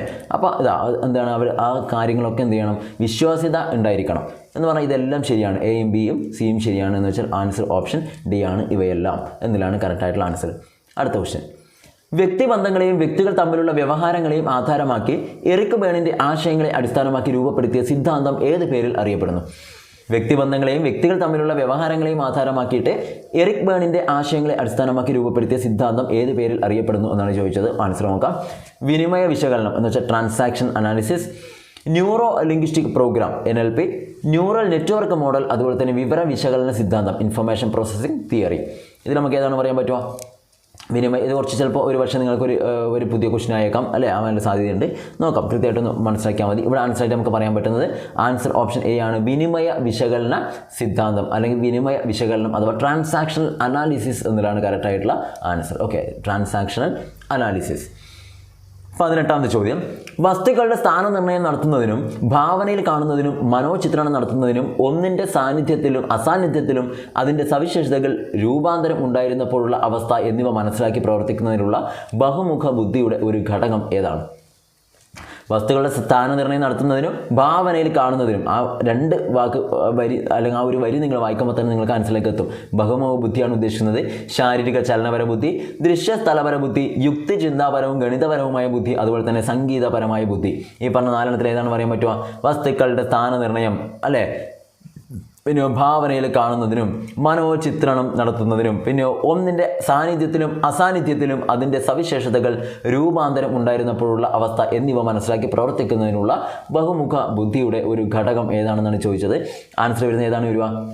ശാരീരിക ചലനപര ബുദ്ധിയാണോ, ദൃശ്യസ്ഥലപര ബുദ്ധിയാണോ, യുക്തിചിന്താപരവും ഗണിതപരവുമായ ബുദ്ധിയാണോ, സംഗീതപരമായിട്ടുള്ള ബുദ്ധിയാണോ? ഏതാണ് നമുക്കിവിടെ പറയാൻ പറ്റുക? ആൻസർ സംശയമൊന്നും വേണ്ട, വസ്തുക്കളുടെ സ്ഥാനനിർണ്ണയം നടത്തുന്നതിന് ഭാവനയിൽ കാണുന്നൊക്കെ എന്താണ്? ദൃശ്യസ്ഥലപര ബുദ്ധിയാണ് വേണ്ടത് കേട്ടോ. ഓപ്ഷൻ ബി ആണ് ദൃശ്യസ്ഥലപര ബുദ്ധി. അപ്പോൾ ഈ മൾട്ടിപ്പിൾ ഇൻ്റലിജൻസ് അല്ലെ ബഹുമുഖ ബുദ്ധി ഒന്ന് കൃത്യമായിട്ട് ഒന്നും കൂടി നോക്കുന്നത് നല്ലതായിരിക്കും. അടുത്തത്, മറവിയെക്കുറിച്ചുള്ള സിദ്ധാന്തങ്ങളിൽ ഉൾപ്പെടാത്തത് ഏതാണ്? മറവിയെക്കുറിച്ചുള്ള സിദ്ധാന്തങ്ങളിൽ ഉൾപ്പെടാത്തത് നിരുപയോഗ സിദ്ധാന്തം, പ്രതിപ്രവർത്തിത സിദ്ധാന്തം, അനുഭവാധിഷ്ഠിത പഠന സിദ്ധാന്തം, അതുപോലെ തന്നെ ദമന സിദ്ധാന്തം. ഇതിന് മറവിയെക്കുറിച്ചുള്ള സിദ്ധാന്തങ്ങളിൽ ഉൾപ്പെടാത്തത് ഏതാണെന്നാണ് ചോദിച്ചത്. ഉൾപ്പെടാത്തത് നിരുപയോഗ സിദ്ധാന്തം, പ്രതിപ്രവർത്തിത സിദ്ധാന്തം, അനുഭവാധിഷ്ഠിത പഠന സിദ്ധാന്തം, അതുപോലെ തന്നെ ദമന സിദ്ധാന്തം. ഏതാണ് നമുക്ക് പറയാൻ പറ്റുമോ? മറവിയെക്കുറിച്ചുള്ള സിദ്ധാന്തങ്ങളിൽ ഉൾപ്പെടാത്തത് എന്നാണ് ചോദിച്ചത്. ഉൾപ്പെടാത്തത് അല്ലേ? ആൻസർ ഓപ്ഷൻ സി ആണ്, അനുഭവാധിഷ്ഠിത പഠന സിദ്ധാന്തമാണ് കേട്ടോ. അനുഭവാധിഷ്ഠിത പഠന സിദ്ധാന്തം. അടുത്ത ക്വസ്റ്റ്യൻ, സ്വയം പഠനത്തിന് ഊന്നൽ നൽകിക്കൊണ്ടും പ്രബലന സിദ്ധാന്തത്തിൻ്റെ പ്രായോഗിക സിദ്ധാന്തങ്ങൾ പ്രയോജനപ്പെടുത്തിക്കൊണ്ടും സ്കിന്നർ ആവിഷ്കരിച്ച പഠന രീതി ഏതാണ്? സ്കിന്നർ ആവിഷ്കരിച്ച പഠന രീതി ഏതാണെന്നാണ് ചോദിച്ചത്. എന്താണ്? സ്വയം പഠനത്തിന് ഊന്നൽ നൽകിക്കൊണ്ടും പ്രബലന സിദ്ധാന്തത്തിൻ്റെ സിദ്ധാന്തങ്ങൾ പ്രയോജനപ്പെടുത്തിക്കൊണ്ടും സ്കിന്നർ ആവിഷ്കരിച്ചിട്ടുള്ള പഠന രീതി. സഹവർത്തിത പഠനം, പരിക്രമീകൃത ബോധനം, സഹകരണാത്മക പഠനം, പ്രതിക്രിയാ അധ്യാപനം. ഇവിടെ സ്കിന്നറിനെ കുറിച്ചാണ് പറയുന്നത്. അപ്പോൾ ആൻസർ സഹവർത്തിതം സാരണം എന്നൊക്കെ കാണിക്കുമ്പോൾ അല്ലെ പ്രതിക്രിയ അല്ലേ, അതൊക്കെ കാണുമ്പോൾ തന്നെ നിങ്ങൾക്ക് ആരാണെന്ന് മനസ്സിലായിട്ടുണ്ട്. അപ്പോൾ ഇവിടെ സ്കിന്നറിനെ ചോദിച്ചുകൊണ്ട് നമ്മൾ ആൻസർ ചെയ്താണ് പരിക്രമീകൃത ബോധനം എന്നുള്ളതാണ് കേട്ടോ. പരിക്രമീകൃത ബോധനം എന്നുള്ളതാണ് കൃത്യമായിട്ടുള്ള ആൻസർ. ഓക്കെ, പരിക്രമീകൃത ബോധനം. അപ്പോൾ ആദ്യത്തെ 20 ചോദ്യങ്ങൾ നമ്മളിപ്പോൾ കംപ്ലീറ്റ് ചെയ്ത് കഴിഞ്ഞിട്ടുണ്ട്. 20 എണ്ണമാണ് നമ്മളിപ്പോൾ ചെയ്തത്. നമുക്ക് എന്ത് ചെയ്യും, അടുത്ത ചോദ്യത്തിലേക്ക് പോകാം. 21ാമത്തെ ചോദ്യത്തിലേക്ക് പോകാം. അപ്പോൾ ആ 20 എണ്ണത്തിൽ എനിക്ക് തോന്നുന്നത് അത്യാവശ്യം കുറച്ച് അല്ലെ നിങ്ങൾക്ക് പരിചയപ്പെട്ട അല്ലെ നമ്മൾ ഇതിനു മുന്നേ ഡിസ്കസ് ചെയ്യാത്ത രീതിയിൽ കുറച്ച് ക്വസ്റ്റൻസ് ഒക്കെ ഉൾപ്പെടുത്തിയിട്ടുണ്ട് അല്ലേ. ഉൾപ്പെട്ടിട്ടുണ്ടാവൊക്കെ കൃത്യമായിട്ടൊന്ന് മനസ്സിലാക്കി വെക്കാൻ ശ്രദ്ധിക്കണം. 21ാമത്തെ ചോദ്യത്തിലേക്ക് പോകാം. ഇങ്ങനെയാണ്: ഒരു വ്യക്തിക്ക് തൻ്റെയും മറ്റുള്ളവരുടെയും വൈകാരിക അവസ്ഥകളെ തിരിച്ചറിയാനും വ്യക്തിബന്ധങ്ങൾ മെച്ചപ്പെടുത്തുന്നതിനുള്ള പ്രചോദകമായി ഈ തിരിച്ചറിവിനെ ഉപയോഗപ്പെടുത്താനുമുള്ള സാമൂഹികമായ ബുദ്ധിശക്തി ഏത് പേരിൽ അറിയപ്പെടുന്നു? ഒരു വ്യക്തിയെക്കുറിച്ചാണ് പറയുന്നത്. തൻ്റെയും മറ്റുള്ളവരുടെയും വൈകാരിക അവസ്ഥകളെ തിരിച്ചറിയുന്നതിനും വ്യക്തിബന്ധങ്ങൾ മെച്ചപ്പെടുത്തുന്നതിനുമുള്ള പ്രചോദകമായി ഈ തിരിച്ചറിവിനെ ഉപയോഗപ്പെടുത്താനുമുള്ള സാമൂഹികമായ ബുദ്ധി അല്ലേ, ബുദ്ധിശക്തി ഏത് പേരിൽ അറിയപ്പെടുന്നു എന്നാണ് ചോദിച്ചത്. ആത്മീയ ബുദ്ധി, ബഹുമുഖ ബുദ്ധി, വൈകാരിക ബുദ്ധി, സർഗപരമായ ബുദ്ധി. ഏതാണ് വരിക? നിങ്ങൾക്ക് തന്നെ വളരെ പെട്ടെന്ന് പറയാൻ പറ്റുള്ളൂ. ഏത് ബുദ്ധിയെ വരിക? ഒരു വ്യക്തിക്ക് അവനെയും മറ്റുള്ളവരെയും ഒരു സംശയം വേണ്ട. ഏത് തരത്തിലാണ്? വൈകാരിക ബുദ്ധി അല്ലേ. ഓപ്ഷൻ സി ആണ് വൈകാരിക ബുദ്ധി എന്നതാണ് കറക്റ്റായിട്ടുള്ള ആൻസർ. ഓക്കെ, അടുത്ത ക്വസ്റ്റിലേക്ക് വരുന്നത് വളരെ സിമ്പിളായിട്ടുള്ള ക്വസ്റ്റൻ ആണ്. അടുത്തത്: പ്രബലനവുമായി ബന്ധപ്പെട്ട പ്രസ്താവനകളിൽ ശരിയും തെറ്റും കണ്ടെത്തുക. പ്രബലനവുമായി ബന്ധപ്പെട്ട പ്രസ്താവനകളിൽ ശരിയായതും തെറ്റായതുമാണ് കണ്ടെത്താൻ പറയുന്നത്. നോക്കാം. ഓപ്ഷൻ നോക്കിയാൽ മനസ്സിലാവും. 1ഉം 2ഉം തെറ്റാണ്, 3 മാത്രം ശരിയാണ് അല്ലെ. എല്ലാം തെറ്റാണ്, 3 മാത്രം തെറ്റാണ്. അങ്ങനെയൊക്കെയാണ് തന്നിട്ടുള്ളത്. നോക്കാം. ഒന്നാമത്തെ പ്രസ്താവന നോക്കിയേ. ഒന്നാമത്തെ എവിടെയുണ്ട്? ആശാസ്യമായ പ്രതികരണത്തിന് ഉടൻ തന്നെ സംതൃപ്തികരമായ ചോദകം നൽകുന്ന പ്രക്രിയയാണ് ധനപ്രബലനം അഥവാ പോസിറ്റീവ് റീഇൻഫോഴ്സ്മെൻറ്റ്. അടുത്തത്: ആശാസ്യമായ പ്രതികരണം ഉണ്ടാകുമ്പോൾ അസുഖകരമായ ഏതെങ്കിലും ഒരു ചോദകം പിൻവലിക്കപ്പെടുന്ന പ്രക്രിയയാണ് ഋണപ്രബലനം, നെഗറ്റീവ് റീഇൻഫോഴ്സ്മെൻറ്റ്. മൂന്നാമത്തത്: പരീക്ഷയിൽ ഉയർന്ന മാർക്ക് നേടുന്ന കുട്ടികളെ പാഠഭാഗം നോട്ട് ബുക്കിൽ പകർത്തി എഴുതി കൊണ്ടുവരുന്ന അസൈൻമെൻറ്റിൽ നിന്ന് അധ്യാപകൻ ഒഴിവാക്കുന്നത് ധനപ്രബലനമാണ്. ഇവിടെ ചോദിച്ചെന്താണ്? ശരിയും തെറ്റും അല്ലേ. ഒന്നെങ്കിൽ ശരിയായത് മാത്രം വേണം, അല്ലെങ്കിൽ തെറ്റ് ആണ് നിങ്ങൾ കണ്ടുപിടിക്കേണ്ടത്. ഇവിടെ 1ഉം 2ഉം തെറ്റാണെന്നാണ് ഫസ്റ്റ് ഓപ്ഷൻ. 3 മാത്രം ശരിയാണെന്ന് പറഞ്ഞിട്ടുണ്ട്. പിന്നെ എല്ലാം തെറ്റാണെന്ന് പറഞ്ഞു, 3 മാത്രം തെറ്റാണെന്നും പറഞ്ഞിട്ടുണ്ട്. അപ്പോൾ തെറ്റുകളെ കുറിച്ചാണ് ഇവിടെ കൂടുതൽ മെൻഷൻ ചെയ്യുന്നത് അല്ലേ. അപ്പോൾ ഇത് വായിക്കുമ്പോൾ തന്നെ നിങ്ങൾക്ക് മനസ്സിലായിട്ടും തെറ്റായത് ഏതാണെന്നുള്ളത്. ഒന്നാമത്തെ 2ാമത്തെ കഴിഞ്ഞ് 3ലേക്ക് വരുമ്പോൾ ഒന്ന് ശ്രദ്ധിച്ച് നോക്കിയേ. പരീക്ഷയിൽ ഉയർന്ന മാർക്ക് നേടുന്ന കുട്ടികളെ പാഠഭാഗം നോട്ട് ബുക്കിൽ പകർത്തി എഴുതിക്കൊണ്ടുവരുന്ന അസൈൻമെൻറ്റിൽ നിന്ന് അധ്യാപകൻ ഒഴിവാക്കുന്നു എന്ന് പറയുന്നുണ്ട്. അത് ഏത് പ്രബലനമാണെന്നാണ് ചോദിച്ചത്. ക്ലിയർ? പരീക്ഷയിൽ മാർക്ക് കുറഞ്ഞാൽ കുട്ടികൾ എന്ത് ചെയ്യുന്നുണ്ട്? ഈ പറഞ്ഞ അസൈൻമെൻറ്റ് അല്ലേ, എല്ലാ സാധനങ്ങളും ഒന്നും കൂടെ പകർത്തിയിട്ട് എഴുതേണ്ടതായിട്ടുള്ള ഒരു അസൈൻമെൻറ്റ് കൊടുക്കും. പക്ഷേ എന്തിവിടെ പറഞ്ഞിട്ടുണ്ട്? പരീക്ഷയിൽ ഉയർന്ന മാർക്ക് നേടുന്ന കുട്ടികളാണെങ്കിൽ പാഠഭാഗം നോട്ട് ബുക്കിൽ പകർത്തി എഴുതി കൊണ്ടുവരുന്ന അസൈൻമെൻറ്റിൽ നിന്ന് അധ്യാപകൻ ഒഴിവാക്കുന്നുണ്ട്. അതെന്തല്ല ധനപ്രബലനം എന്ന് പറയാൻ പറ്റില്ല, അത് ഋണപ്രബലനമായിട്ട് നമുക്ക് പറയാൻ വേണമെങ്കിൽ. അപ്പോൾ ആൻസറായിട്ട് ഇവിടെ തെറ്റാണ് കേട്ടോ. ഇവിടെ തന്നത് ധനപ്രബലനം എന്നാണ് പറഞ്ഞത്, ഇത് തെറ്റാണ്. അപ്പോൾ നമ്മുടെ ആൻസർ എന്താണ്? പ്രസ്താവന 3 മാത്രം തെറ്റാണ്. ആൻസർ ഓപ്ഷൻ ഡി ആണ്. പ്രസ്താവന 3 മാത്രം തെറ്റാണ്, ബാക്കി 2ഉം ശരിയാണ്. ഓക്കെ, അടുത്ത ക്വസ്റ്റ്യൻ: താഴെ പറയുന്നവയിൽ സാമൂഹിക വികാസത്തെ സ്വാധീനിക്കുന്ന ഘടകങ്ങളിൽ ഉൾപ്പെടുന്നവ ഏതാണ്? സാമൂഹിക വികാസത്തെ സ്വാധീനിക്കുന്ന ഘടകങ്ങളിൽ ഉൾപ്പെടുന്നവ വായിക്കുമ്പോൾ തന്നെ മനസ്സിലാവും. കുടുംബം, വിദ്യാലയം, സമസംഘങ്ങൾ, ഇവയെല്ലാം. ഒരു കുട്ടിയുടെ സാമൂഹിക വികാസമാണ്. കുടുംബം എന്തായാലും അതിൽ ഘടകങ്ങളിൽ ഉൾപ്പെടുന്നുണ്ട് അല്ലേ, സ്വാധീനിക്കുന്നുണ്ട്. വിദ്യാലയം സ്വാധീനിക്കുന്നുണ്ട്. പിന്നെയോ സമസംഘങ്ങളും സ്വാധീനിക്കുന്നുണ്ട്. എന്ന് വെച്ചാൽ ഇവരെല്ലാവരും സ്വാധീനിക്കുന്നുണ്ട്. ആൻസർ ഓപ്ഷൻ ഡി ആണ്, ഇവയെല്ലാം. ഓക്കെ, അടുത്തത്: ഭാഷാ പഠനത്തിൻ്റെ ആദ്യ പടിയെന്ന് പിയാഷെ പറയുന്നത് പ്രാഗ് മനോവ്യാപാര ഘട്ടത്തിലെ ഏത് പ്രത്യേകതയാണ്? ഭാഷാ പഠനത്തിൻ്റെ ആദ്യ പടിയെന്ന് പിയാഷെ പറയുന്നത് പ്രാഗ് മനോവ്യാപാര ഘട്ടത്തിൻ്റെ ഏത് പ്രത്യേകതയാണ് എന്നാണ് ചോദിച്ചത്. ഓപ്ഷൻസ്: പ്രതീകാത്മക ചിന്തനം, കൺസർവേഷൻ, അഹം കേന്ദ്രീകൃത ചിന്ത, അതുപോലെ തന്നെ സചേതന ചിന്ത. ഓക്കെ, ആൻസർ കൃത്യമായിട്ടൊന്നും കൂടി നോക്കുക.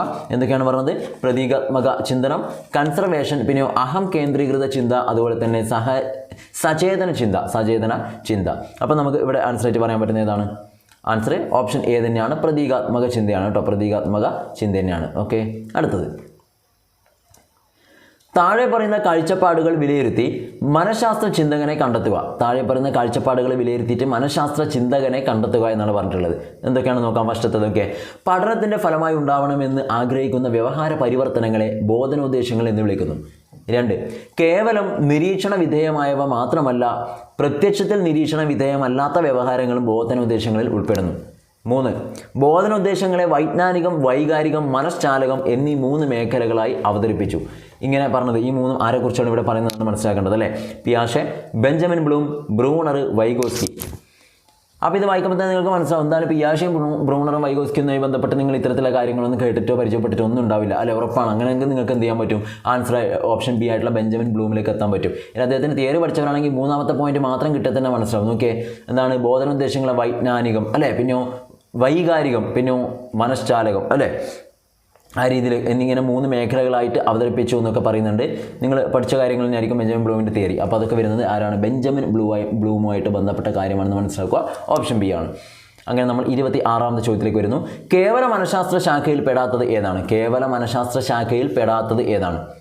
അപസാമാന്യ മനഃശാസ്ത്രം, ശിശു മനഃശാസ്ത്രം, നാഡീ മനഃശാസ്ത്രം, താരതമ്യ മനഃശാസ്ത്രം.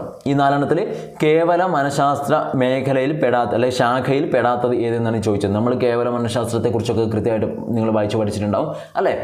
എന്ന് വെച്ചാൽ പ്യൂർ സൈക്കോളജിയും അതുപോലെ അപ്ലൈഡ് സൈക്കോളജിയും, പ്രയുക്ത മനഃശാസ്ത്രം, അപ്ലൈഡ് സൈക്കോളജി ഇതിനെക്കുറിച്ചൊക്കെ പഠിച്ചവരാണ്. അപ്പോൾ അതിൽ പറയാം കേവല മനഃശാസ്ത്ര ശാഖയിൽ പെടാത്തത് ഏതാണ്? ഏതാണ് വരിക? അപസാമാന്യ മനഃശാസ്ത്രം, ശിശു മനഃശാസ്ത്രം, നാഡീ മനഃശാസ്ത്രം, പിന്നെയോ താരതമ്യ മനഃശാസ്ത്രം അല്ലേ? ഇവിടെ ആൻസർ ആയിട്ട് വരുന്നത് ആൻസർ ഓപ്ഷൻ സി ആണ്. നാഡീ മനഃശാസ്ത്രം എന്നതാണ്, നിങ്ങൾക്ക് അറിയുന്നതിനാണ് നാഡീ മനഃശാസ്ത്രം എന്നതാണ് ആൻസർ ആയിട്ട് ഇവിടെ വരിക. അടുത്തത് 27ാമത്തെ ചോദ്യത്തിലേക്ക് വരാം നമുക്ക്. 27ാമത്തെ ക്വസ്റ്റ്യൻ പറയുന്നത് താഴെ പറയുന്ന സൂചനകളിലൂടെ വ്യക്തിത്വ മാപനത്തിന് ഉപയോഗപ്പെടുത്തുന്ന വിക്ഷേപണ തന്ത്രം കണ്ടെത്തുക.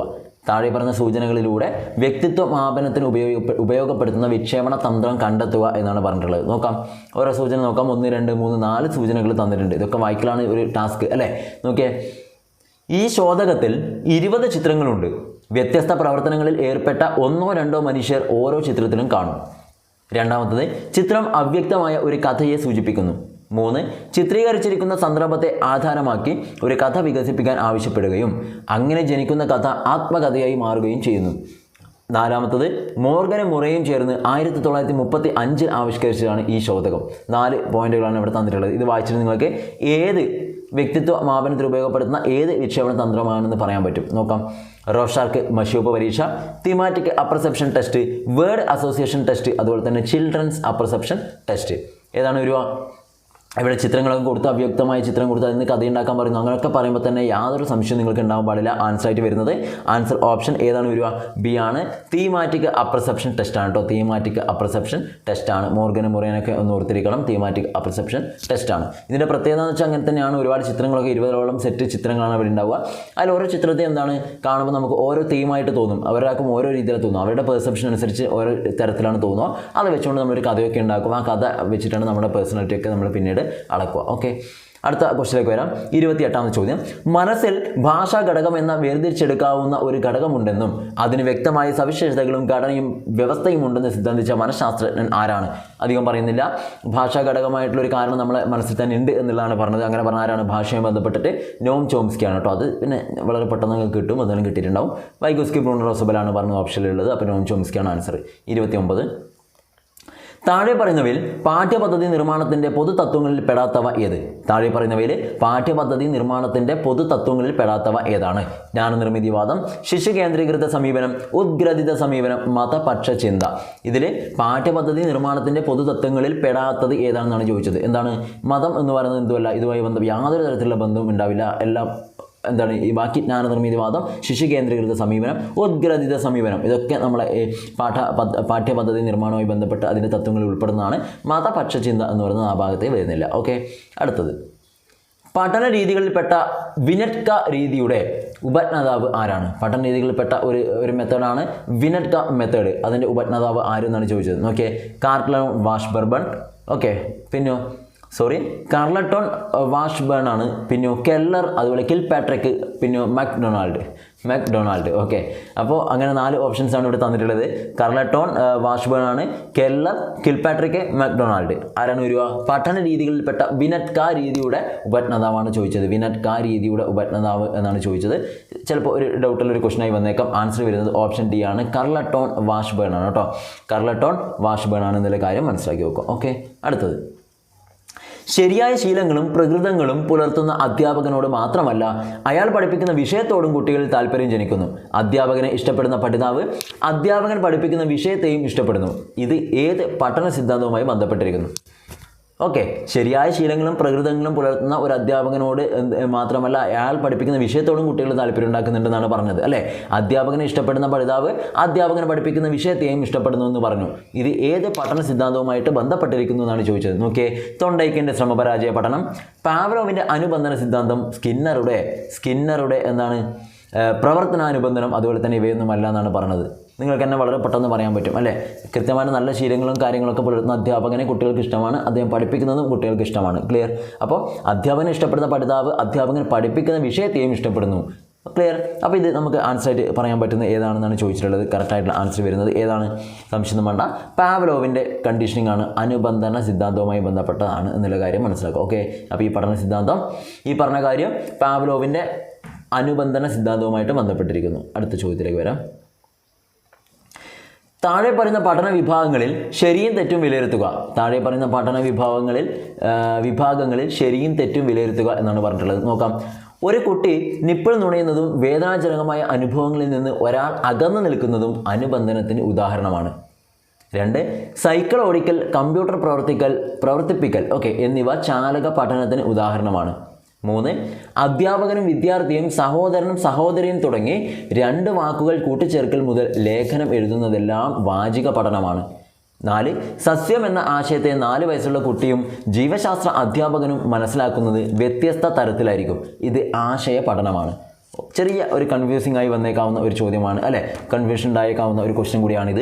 അപ്പോൾ കൃത്യമായിട്ട് മനസ്സിലാക്കണം. ഈ പറയുന്ന 4 കാര്യങ്ങൾ വായിച്ചിട്ട് എന്ത് ചെയ്യണം? ശരിയും തെറ്റും വിലയിരുത്താനാണ് പറഞ്ഞത്. ചിലപ്പോൾ ചിലത് ശരിയുണ്ടാവും, ചിലത് തെറ്റുണ്ടാവും, ചിലപ്പോൾ എല്ലാം ശരിയാവാം, എല്ലാം തെറ്റാവാം. അപ്പോൾ ഇവിടെ നമുക്ക് ഏതാണ് ആൻസറായിട്ട് പറയാൻ പറ്റുമോ എന്നുള്ളതാണ് നമ്മൾ നോക്കേണ്ടത് അല്ലേ? ആൻസറായിട്ട് പറയാൻ പറ്റുന്നതാണ് ഒരു കുട്ടി നിപ്പിൾ നുണയുന്നതും വേദനാജനകമായ അനുഭവങ്ങളിൽ നിന്ന് ഒരാൾ അകന്നു നിൽക്കുന്നതും അനുബന്ധനത്തിന് ഉദാഹരണമാണ് അല്ലേ? കണ്ടീഷനിങ്ങിന് എക്സാമ്പിളാണെന്നാണ് പറഞ്ഞത്. ഇതൊക്കെ ശരിയാണ്. 2. സൈക്കിൾ ഓടിക്കൽ, കമ്പ്യൂട്ടർ പ്രവർത്തിപ്പിക്കൽ എന്നിവ ചാലക പഠനത്തിന് ഉദാഹരണമാണ്. ശരിയാണല്ലോ?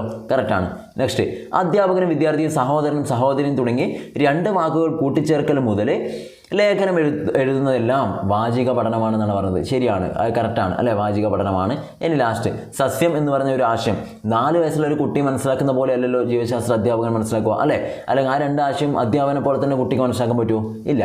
അപ്പോൾ അതാണ് 2 2 അപ്പോൾ വ്യത്യസ്ത തരത്തിലായിരിക്കും. ഇത് ആശയ പഠനമാണ് എന്നാണ് പറഞ്ഞത്. അതും ശരിയാണ്. എന്ന് പറഞ്ഞാൽ 1 2 3 4 ശരിയാണ്. എല്ലാം ശരിയാണെന്ന് ഇവിടെയുണ്ട്. ഓപ്ഷൻ സി ആണ്, എല്ലാം ശരിയാണ് എന്നുള്ള കാര്യം. ഓക്കെ, അടുത്തത് 33ാമത്തെ ചോദ്യത്തിലേക്ക് വരാം. പഠനവക്രങ്ങളിൽ ഉൾപ്പെടാത്തത് ഏതാണ്? ലേണിംഗ് കർവാണ് ഉദ്ദേശിക്കുന്നത്. പഠനവക്രം അതിൽ ഉൾപ്പെടാത്തത് ഏതാണെന്നാണ് ചോദിച്ചത്. നോക്കിയേ, ആവർത്തന വക്രം, ഋജുരേഖാവക്രം, ഉന്മധ്യവക്രം, പിന്നെയോ നതമധ്യവക്രം. ഉന്മധ്യവക്രം, നതമധ്യവക്രം. അപ്പോൾ ഇതിൽ പഠനവക്രങ്ങളിൽ ഉൾപ്പെടാത്തത് ഏതെന്നാണ് ചോദിച്ചത്. ഋജുരേഖയും ഉന്മധ്യ നതമധ്യമൊക്കെ നിങ്ങൾ പഠിച്ചിട്ടുണ്ട്, എല്ലാം ഇതിൽ ഉൾപ്പെടുന്നതാണ്. പക്ഷേ ആവർത്തന വക്രം എന്ന് പറഞ്ഞ ഒരു സാധനം അവിടെ നിങ്ങൾ കണ്ടിട്ടുണ്ടാവില്ല. അപ്പോൾ പഠനവക്രങ്ങളിൽ ഉൾപ്പെടാത്തത് അല്ലേ ഏതാണെന്ന് ചോദിച്ചാൽ ആവർത്തന വക്രമാണ് എന്നുള്ള കാര്യം ഓർത്തിരിക്കുക. അപ്പോൾ ലേണിംഗ് കർവ് എന്ന് പറയുന്ന ആ ഒരു ടോപ്പിക് തന്നെ നിങ്ങൾ എന്ത് ചെയ്യാവുന്ന കൃത്യമായിട്ട് എടുത്ത് നോക്കുന്നത് നല്ലതായിരിക്കും. മേ ബി ക്വസ്റ്റ്യൻ വന്നേക്കാം, മുമ്പൊക്കെ വന്നിട്ടുണ്ട്. പോസിറ്റീവ് ലേണിംഗ്, അതുപോലെ നെഗറ്റീവ് ലേണിംഗ് ഒക്കെ ഇങ്ങനെ മറ്റേ വക്രങ്ങളൊക്കെ തന്നിട്ടുണ്ട് കേട്ടോ. ഇങ്ങനെ തന്നിട്ട് ഏത് ചിത്രമാണ് എന്തുമായി ബന്ധപ്പെട്ടിരിക്കുന്നതൊക്കെ ചോദിച്ചിട്ടുണ്ട്. അടുത്തത്, സർഗപരത അളന്ന് നിർണ്ണയിക്കാൻ സഹായകമായ മാനകീകൃത ശോധകങ്ങളിൽ പെടാത്തത് ഏതാണ്? സർഗപരത അളന്ന് നിർണ്ണയിക്കാൻ സഹായകമായ മാനകീകൃത ശോധകങ്ങളിൽ പെടാത്തത് ഏതാണെന്നാണ് ചോദിച്ചത്. നോക്കാം. Minnesota test of creative thinking, Guilford divergent thinking instruments, Baqer Mehdi's test of creative thinking, അതുപോലെ തന്നെ കുണ്ടൂസ് ന്യൂറോട്ടിക് പേഴ്സണാലിറ്റി ഇൻവെൻട്രി. ഇതിൽ സർഗപരത അളന്ന് നിർണ്ണയിക്കാൻ സഹായകമായ മാനകീകൃത ശോധകങ്ങളിൽ പെടാത്തത് ഏതെന്നാണ് ചോദിച്ചത്. മാനകീകൃത ശോധകങ്ങളിൽ പെടാത്തത് ഏത്? സർഗപരത അളന്ന് നിർണ്ണയിക്കാൻ സഹായകമായ മാനകീകൃത ശോധകങ്ങളിൽ പെടാത്തത് എന്ന് ചോദിച്ചാൽ സംശയമൊന്നും വേണ്ട, ആൻസർ ഓപ്ഷൻ ഡി ആണ്. ചിലപ്പോൾ ഒരു പുതിയ ചോദ്യമായിരിക്കാം. കുണ്ടൂസ് ന്യൂറോട്ടിക് പേഴ്സണാലിറ്റി ഇൻവെൻട്രി ആണ് കേട്ടോ. കുണ്ടൂസ് ന്യൂറോട്ടിക് പേഴ്സണാലിറ്റി ഇൻവെൻട്രി എന്നുള്ളതാണ് കറക്റ്റായിട്ടുള്ള ആൻസർ. 35. ഐസങ്കിൻ്റെ വ്യക്തിത്വ ടൈപ്പുകളിൽ ഉൾപ്പെടാത്തത് ഏതാണ്? ഐസങ്കിൻ്റെ വ്യക്തിത്വ ടൈപ്പുകളിൽ ഉൾപ്പെടാത്തത് ഏത് എന്നാണ് ചോദിച്ചത്. നോക്കിയേ, അന്തർമുഖത്വം, ബഹിർമുഖത്വം, ഹെറ്ററോണമി, റെസിപ്രോസിറ്റി, നാഡീരോഗ വ്യവസ്ഥ, നാഡീരോഗമില്ലാത്ത അവസ്ഥ, പിന്നെയോ മനോരോഗാവസ്ഥ, മനോരോഗമില്ലാത്ത അവസ്ഥ. ഈ പറഞ്ഞ 4 ഐസങ്കിൻ്റെ വ്യക്തിത്വ ടൈപ്പുകളിൽ ഉൾപ്പെടാത്തത് ഏതെന്നാണ് ചോദിച്ചിട്ടുള്ളത് അല്ലേ? അപ്പോൾ നിങ്ങൾക്ക് തന്നെ വായിക്കുമ്പോൾ മനസ്സിലായിരുന്നത് എന്താണ്? ഹെറ്ററോണമി, റെസിപ്രോസിറ്റി, ഇത് അതിൽ ഉൾപ്പെടുന്നതല്ല അല്ലേ? ബാക്കിയൊക്കെ ഐസങ്കിൻ്റെ തിയറിയുമായി ബന്ധപ്പെട്ട കാര്യങ്ങൾ തന്നെയാണ്. അപ്പോൾ ഹെറ്ററോണമി, റെസിപ്രോസിറ്റിയാണ് ഇവിടെ ഐസങ്കിൻ്റെ വ്യക്തിത്വ ടൈപ്പുകളിൽ ഉൾപ്പെടാത്തത് എന്നുള്ള കാര്യം ഓർക്കുക. 36ാമത്തെ ചോദ്യത്തിലേക്ക് വരാം. എന്താ പറഞ്ഞത് നോക്കിയേ, സൂചനകളിലൂടെ പഠനത്തെ സ്വാധീനിക്കുന്ന ഘടകത്തെ കണ്ടെത്തുക എന്നാണ് പറയുന്നത്. സൂചനകളിലൂടെ പഠനത്തെ സ്വാധീനിക്കുന്ന ഘടകത്തിനെ കണ്ടെത്തണം അല്ലേ? ഇവിടെ 3 സൂചന തന്നിട്ടുണ്ട്. അതിൽ പഠനത്തെ സ്വാധീനിക്കുന്നത് ഏതാണെന്നാണ് ചോദിക്കുക. ആ ഒരു ഘടകമുണ്ട്, അതേതാണെന്ന് പറയേണ്ടത്. നോക്കാം. ഒരു പ്രത്യേക മേഖലയിലെ പ്രകടനത്തിന് ആവശ്യമായ അറിവും നൈപുണ്യവും ആർജിക്കാൻ വേണ്ട പ്രത്യേക കൂട്ടം കഴിവുകളാണ് ഇവ. 2.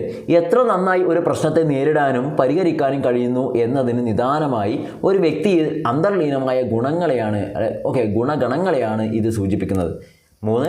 ഒരു ഭാഷ സംസാരിക്കുക, ഒരു ഗായകനാവുക, യന്ത്രപ്പണികൾ ചെയ്യുക എന്നിവയ്ക്കുള്ള കഴിവ് നേടാൻ വ്യക്തിയിൽ അന്തർലീനമായ സ്വഭാവ സവിശേഷതകളുടെ കൂടിച്ചേരലാണിത്. അപ്പോൾ ഇത് ഈ മൂന്നും ഏതോ ഒരെണ്ണത്തെക്കുറിച്ച് പറയുന്നതാണ്. അത് ഏതെന്നാണ് നിങ്ങൾ നോക്കേണ്ടത്? ഓപ്ഷൻ നോക്കിയാൽ മനസ്സിലാവും. മനോഭാവം അഥവാ ആറ്റിറ്റ്യൂഡ്, അഭിരുചി ആപ്റ്റിറ്റ്യൂഡ്, പ്രചോദനം മോട്ടിവേഷൻ, അതുപോലെ തന്നെ ഉത്കണ്ഠ ആങ്സൈറ്റി. ഇതിലേതിനെക്കുറിച്ച് ഇവിടെ പറയുന്നതെന്ന് ശരിക്കും ആലോചിച്ച് നോക്കിയേ. ഏതാ വരിക? ഒരു ഭാഷ സംസാരിക്കുക, ഒരു ഗായകനാവുക, യന്ത്രപ്പണികൾ ചെയ്യുക എന്നിവയ്ക്കുള്ള കഴിവ് നേടാൻ. ഓരോന്ന് സ്പെസിഫിക് ആയിട്ട് പറഞ്ഞിട്ടുണ്ടല്ലോ, ഓരോന്നിലുള്ള പ്രത്യേക കഴിവ് നേടുകയാണ്, പ്രത്യേക കഴിവുകളാണ്. ഇതാ ഒരു പ്രത്യേക മേഖലയിൽ പ്രകടനത്തിന് ആവശ്യമായിട്ടുള്ള അറിവും നൈപുണ്യം ആർജിക്കാൻ വേണ്ട പ്രത്യേക കൂട്ടം കഴിവുകൾ എന്നൊക്കെയാണ് പറയുന്നത്. അപ്പോൾ ആൻസർ എന്താണ് വരിക? ഒരു സംശയം വേണ്ട, ആപ്റ്റിറ്റ്യൂഡ് അഥവാ അഭിരുചി എന്നാണ് ഉദ്ദേശിച്ചത് കേട്ടോ. അഭിരുചിയാണ്, ആ ഒരു വർക്ക് ചെയ്യാനുള്ള അഭിരുചിയെക്കുറിച്ചാണ് ഇവിടെ നമ്മളോട് പറയുന്നത്. ഓക്കെ, അപ്പോൾ ആൻസർ കിട്ടുമെന്ന് വിചാരിക്കുന്നു. അടുത്ത ഒരു ക്വസ്റ്റ്യൻ 37ാമത്തെ ചോദ്യമാണ്. പഠനത്തിൽ സമൂഹത്തിന് നിർണായക സ്ഥാനമുണ്ടെന്ന് കണ്ടെത്തി സിദ്ധാന്തങ്ങൾ അവതരിപ്പിച്ച മനഃശാസ്ത്ര ചിന്തകൻ ആര്? പഠനത്തിന് സമൂഹവുമായി ബന്ധപ്പെട്ട കാര്യമാണ്. അപ്പോൾ നിങ്ങൾക്ക് വളരെ എളുപ്പത്തിൽ മനസ്സിലേക്ക് കിട്ടും. വേറെ ഒന്നും പറയാനൊന്നുമില്ല. വൈഗോസ്കി തന്നെയാണ് കേട്ടോ. സോഷ്യൽ ലേണിംഗ് തിയറിയാണ്, വൈഗോസ്കിയാണ്. ഓക്കെ, സോഷ്യൽ ലേണിംഗ് തിയറി അല്ല, പഠനത്തിൽ സമൂഹത്തിന് നിർണായകമായിട്ടുള്ള സ്ഥാനമുണ്ടെന്ന് കണ്ടെത്തിയിട്ടുള്ളത് ആരാണ്? വൈഗോസ്കി തന്നെയാണെന്നുള്ള കാര്യം ഓർത്തിരിക്കുക. ഓക്കെ, അപ്പോൾ സോഷ്യൽ ലേണിംഗ് തിയറി ആരുമായി ബന്ധപ്പെട്ടിരുന്നു വെച്ചാൽ ആരാണ്? ആൽബർട്ട് ബന്ദൂരിയാണ് എന്നുള്ള കാര്യം കൂടെ ഓർത്തിരിക്കുക. ഓക്കെ, അടുത്തത്. രോഹിത് മികച്ച ഒരു ക്രിക്കറ്റ് കളിക്കാരനാണ്. പലപ്പോഴും കളിയിൽ നിന്ന് ഔട്ടാകുമ്പോൾ ബാറ്റ് തറയിൽ കുത്തി ശബ്ദമുണ്ടാക്കി ബാറ്റിൽ നോക്കാറുണ്ട്. മാത്രമല്ല ബാറ്റിന് എന്തോ തകരാറുണ്ടെന്ന മട്ടിൽ ബാറ്റ് ഉയർത്തി നോക്കാറുണ്ട്. സ്വന്തം പരാജയങ്ങൾക്കുള്ള ഉത്തരവാദിത്വം മറ്റ് ഉപകരണങ്ങളിൽ ആരോപിക്കുകയാണ് രോഹിത് ചെയ്യുന്നത്. ഇവിടെ രോഹിത് സ്വീകരിച്ചിരിക്കുന്ന സമായോജന തന്ത്രം അല്ലെങ്കിൽ ഡിഫൻസ് മെക്കാനിസം ഏതാണെന്നാണ് ചോദിച്ചത്. ഓപ്ഷൻ നോക്കിയേ. ദമനം, താദാത്മീകരണം, പ്രക്ഷേപണം, ഉദാത്തീകരണം. ഓക്കെ, അപ്പോൾ നമുക്ക് ആൻസർ എന്താ പറയുക? ഇവിടെ ശരിക്കും ശ്രദ്ധിക്കണം. ഇതൊരു പക്ഷേ ഒരു ചില ആളുകൾക്ക് കൺഫ്യൂഷൻ ഉണ്ടാക്കിയാവുന്ന ഒരു ക്വസ്റ്റൻ ആയിരിക്കും. രോഹിത്താണ്, അവൻ മികച്ച ഒരു ക്രിക്കറ്റ് കളിക്കാരനാണ്. പലപ്പോഴും കളിയിൽ നിന്ന് ഔട്ടാകുമ്പോൾ ബാറ്റ് ഔട്ടായി കഴിഞ്ഞാൽ എന്ത് ചെയ്യും? ബാറ്റ് ഇങ്ങനെ വെറുതെ തറയിൽ ഇങ്ങനെ കുത്തി ശബ്ദം ഉണ്ടായിക്കൊണ്ടിരിക്കും, ബാറ്റിൽ ഇങ്ങനെ നോക്കും. അതുപോലെ എന്ത് മാത്രമല്ല ബാറ്റിന് എന്തോ തകരാറുണ്ടെന്ന മട്ടിൽ ബാറ്റ് ഉയർത്തി നോക്കാറൊക്കെ ഉണ്ട് അല്ലേ? എന്ന് പറഞ്ഞാൽ ഞാൻ എൻ്റെ പ്രശ്നം കൊണ്ട് ഔട്ടായി, പക്ഷേ ഞാൻ എന്ത് ചെയ്യുന്നു? ബാറ്റിൻ്റെ പ്രശ്നമാണ് എന്നുള്ളത് മറ്റുള്ളവരിലേക്ക് എത്തിക്കുവാണ്, വരുത്തി തീർക്കുവാണ്. അതാണ് ഞാൻ ബാറ്റ് ഇങ്ങനെ കുത്തി നോക്കുന്നു, പിന്നെ എന്ത് ചെയ്യുന്നത്? ബാറ്റ് ഇങ്ങനെ പൊക്കി നോക്കുന്നുണ്ട്, അതുപോലെ അതിനെന്തോ പ്രശ്നമുണ്ട് എന്നതിൽ ഒക്കെ ഞാനിങ്ങനെ നോക്കിക്കൊണ്ട് അല്ലേ? അത് ഏതിലാണ് ഉൾപ്പെടാമെന്നാണ് ചോദിക്കുന്നത്. ഡിഫൻസ് മെക്കാനിസം, ദമനം, താദാത്മീകരണം, പ്രക്ഷേപണം, ഉദാത്തീകരണം. ഇവിടെ പ്രൊജക്ഷനാണ് വന്നിട്ടുള്ളത്. അപ്പോൾ ഇവിടെ ആൻസറായിട്ട് വരുന്നത് പ്രക്ഷേപണമായിരിക്കും. ഈ തന്ന ഇതിൽ ആൻസർ പ്രക്ഷേപണം അഥവാ പ്രൊജക്ഷനാണ് ആൻസറായിട്ട് വരിക. പക്ഷേ ഇവിടെ മറ്റ് ഉപകരണങ്ങളിൽ ആരോപിക്കുന്നു എന്ന് പറയുമ്പോൾ നമ്മൾ പ്രക്ഷേപണത്തെക്കാൾ കൂടുതൽ നമുക്കിവിടെ സ്യൂട്ടായിട്ട് വരുന്ന ആൻസർ എന്തായിരിക്കും? ഈ പറഞ്ഞ ദമനമോ താദാത്മീകരണമോ ഉദാത്തീകരണമോ അല്ല, നമ്മൾ റാഷണലൈസേഷൻ അഥവാ യുക്തീകരണം എന്ന് നിങ്ങൾ കേട്ടിട്ടുണ്ടാവും. യുക്തീകരണം, ഈ മറ്റേ കിട്ടാത്ത മുന്തിരി പൊളിക്കുന്നൊക്കെ പറഞ്ഞിട്ടുള്ള ആ ഒരു കൺസെപ്റ്റ് ഇല്ലേ, യുക്തീകരണം. അപ്പോൾ യുക്തീകരണം വരാനുള്ള ഒരു സാധ്യതയാണ് ഇവിടെ കാണുന്നത്. പക്ഷേ നമ്മുടെ ഓപ്ഷനിൽ യുക്തീകരണം ഇല്ല എങ്കിൽ മാത്രം നിങ്ങൾ എന്ത് ചെയ്യുക? പ്രക്ഷേപണത്തിലേക്ക് പോകുന്നതായിരിക്കും നല്ലത്. പ്രക്ഷേപണം എന്ന് വെച്ചാൽ മറ്റൊരു വ്യക്തിയിൽ ആണ് നമ്മുടെ കുറ്റങ്ങൾ ആരോപിക്കുന്നത്. ഓക്കെ, ഇവിടെ യുക്തീകരണമാണ് വരാൻ കൂടുതൽ സാധ്യത. പക്ഷേ ഇപ്പോൾ തന്ന ഓപ്ഷൻ പ്രകാരം ആൻസർ പ്രക്ഷേപണമാണ് എന്നുള്ള കാര്യം ഓർത്തിരിക്കുക. അടുത്തത്. ഫ്രോയിഡിൻ്റെ വ്യക്തിത്വ ഘടനയെക്കുറിച്ചുള്ള ആശയങ്ങളിൽ തെറ്റായവ ഏതെല്ലാം? ഫ്രോയിഡിൻ്റെ വ്യക്തിത്വ ഘടനയെക്കുറിച്ചുള്ള ആശയങ്ങളിൽ തെറ്റായവ ഏതെല്ലാം എന്നാണ് ചോദിച്ചത്. നോക്കാം. ജനന സമയത്തുള്ള എല്ലാ ജന്മവാസനകളുടെയും ആവേഗമാണ് ഇത്. ഇതിൻ്റെ ആവശ്യങ്ങളെ യാഥാർത്ഥ്യ ബോധത്തോടെ നിയന്ത്രിക്കുന്നത് ഈഗോയാണ്. ഇതിൻ്റെ പ്രാകൃത ചോദനകളെ സാമൂഹികമായ ചിട്ടകളും സാൻമാർഗിക ബോധവും കൊണ്ട് നിയന്ത്രിക്കുകയാണ് സൂപ്പർ ഈഗോ. 4. സൂപ്പർ ഈഗോയെ വ്യക്തിത്വത്തിൻ്റെ നിർവാഹകൻ അഥവാ എക്സിക്യൂട്ടീവ് ഓഫ് പേഴ്സണാലിറ്റി എന്ന് വിളിക്കുന്നു. എന്നിങ്ങനെ 4 ഓപ്ഷൻസാണ് നമുക്കിവിടെ തന്നിട്ടുള്ളത് അല്ലേ? അപ്പോൾ ഈ പറഞ്ഞ കാര്യം വെച്ചുകൊണ്ട് നമ്മൾ എന്ത് ചെയ്യണം? ഈ പറഞ്ഞ ഫ്രോയിഡിൻ്റെ വ്യക്തിത്വ ഘടനയെക്കുറിച്ചുള്ള ആശയങ്ങളിൽ തെറ്റായവ ഏതെന്നാണ് നിങ്ങൾ പറഞ്ഞു കൊടുക്കേണ്ടത്. ക്ലിയർ? അപ്പോൾ നമുക്ക് എന്താണ് പറയാൻ പറ്റുമോ?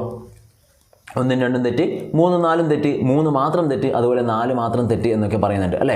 ഇവിടെ നിങ്ങൾ മനസ്സിലാക്കേണ്ടത് 1 ശരിയാണ്, 2 ശരിയാണ്, 3 ശരിയാണ്, ഇതൊക്കെ ശരിയാണ്. എന്നാൽ സൂപ്പർ ഈഗോയെ വ്യക്തിത്വ നിർവാഹകൻ എക്സിക്യൂട്ടീവ് ഓഫ് പേഴ്സണാലിറ്റി എന്ന് വിളിക്കുന്നു എന്ന് പറഞ്ഞാൽ ശരിയല്ല, അത് തെറ്റാണ്. ഓക്കെ, നമ്മൾ ഇതിനെ എന്ത് പറയാറുണ്ട്? എക്സിക്യൂട്ടീവ് ഓഫ് പേഴ്സണാലിറ്റി എന്നൊക്കെ പറയാറുണ്ട്. അപ്പോൾ ആൻസർ എന്താണ്? 1, 2, 3. ഓക്കെ, 4ാമത്തത് തെറ്റ് എന്നുള്ളതാണ് നമ്മൾ പറയേണ്ടത് അല്ലേ? ആൻസർ ഓപ്ഷൻ ഡി ആണ്. 4 മാത്രം തെറ്റ് എന്നുള്ളതാണ് കറക്റ്റായിട്ടുള്ള ആൻസർ ആയിട്ട് ഇവിടെ വരിക. ക്ലിയർ? അടുത്ത ഒരു ക്വസ്റ്റിലേക്ക് വരാം. ഭാഷാശേഷി വികസനവുമായി ബന്ധപ്പെട്ട് പൊതുവിദ്യാഭ്യാസ വകുപ്പ് നടപ്പിലാക്കിയ പദ്ധതികളിൽ പെടാത്തവ ഏതൊക്കെ? ഭാഷാശേഷി വികാസവുമായി ബന്ധപ്പെട്ട് പൊതുവിദ്യാഭ്യാസ വകുപ്പ് നടപ്പിലാക്കിയിട്ടുള്ള പദ്ധതികളിൽ പെടാത്തവ ഏതെന്നാണ് ചോദിച്ചത്. മഞ്ചാടി, മലയാള തിളക്കം, ഹലോ ഇംഗ്ലീഷ്, സുരീലി ഹിന്ദി. കാണുമ്പോൾ തന്നെ നിങ്ങൾക്ക് മനസ്സിലാവും മലയാള തിളക്കം മലയാള ഭാഷയുമായി ബന്ധപ്പെട്ട അതിൻ്റെ വികസനവുമായി ബന്ധപ്പെട്ട് നടപ്പിലാക്കിയ പദ്ധതിയാണ്. ഹലോ ഇംഗ്ലീഷ് എന്താണെന്ന് നിങ്ങൾക്കറിയാം, സുരീലി ഹിന്ദിയും അറിയാം. ഇതൊക്കെ ഭാഷയുമായി ബന്ധപ്പെട്ട മലയാളം, ഇംഗ്ലീഷ്, ഹിന്ദി ഭാഷകളുമായി ബന്ധപ്പെട്ട് പൊതുവിദ്യാഭ്യാസം നടപ്പിലാക്കിയിട്ടുള്ള പദ്ധതികളാണ്. എന്നാൽ മഞ്ചാടി എന്ന് പറയുന്നത് എന്തല്ല, ഈ ഭാഷാശേഷി വികാസവുമായി ബന്ധപ്പെട്ട പദ്ധതിയല്ല. അടുത്തത്.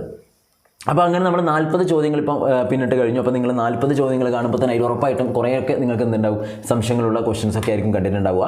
അപ്പോൾ ആ ചോദ്യങ്ങളൊക്കെ നിങ്ങൾ കൃത്യമായിട്ട് ഒന്നും കൂടി അതിൽ കിട്ടാത്ത സംശയമുള്ള ക്വസ്റ്റൻസ് ഒക്കെ ഒന്നും കൂടി നോക്കാം. ഇനി നമ്മൾ നോക്കുന്നത് 20 ചോദ്യങ്ങൾ. ബാക്കിയുള്ള 20 ചോദ്യങ്ങൾ എന്ന് പറയുന്നത് നമ്മളിപ്പോൾ കഴിഞ്ഞ UP സ്കൂൾ അസിസ്റ്റൻ്റ് എക്സാമിന് വന്നിട്ടുള്ള സൈക്കോളജിയിലെ പ്രധാനപ്പെട്ട 20 ചോദ്യങ്ങളാണ്.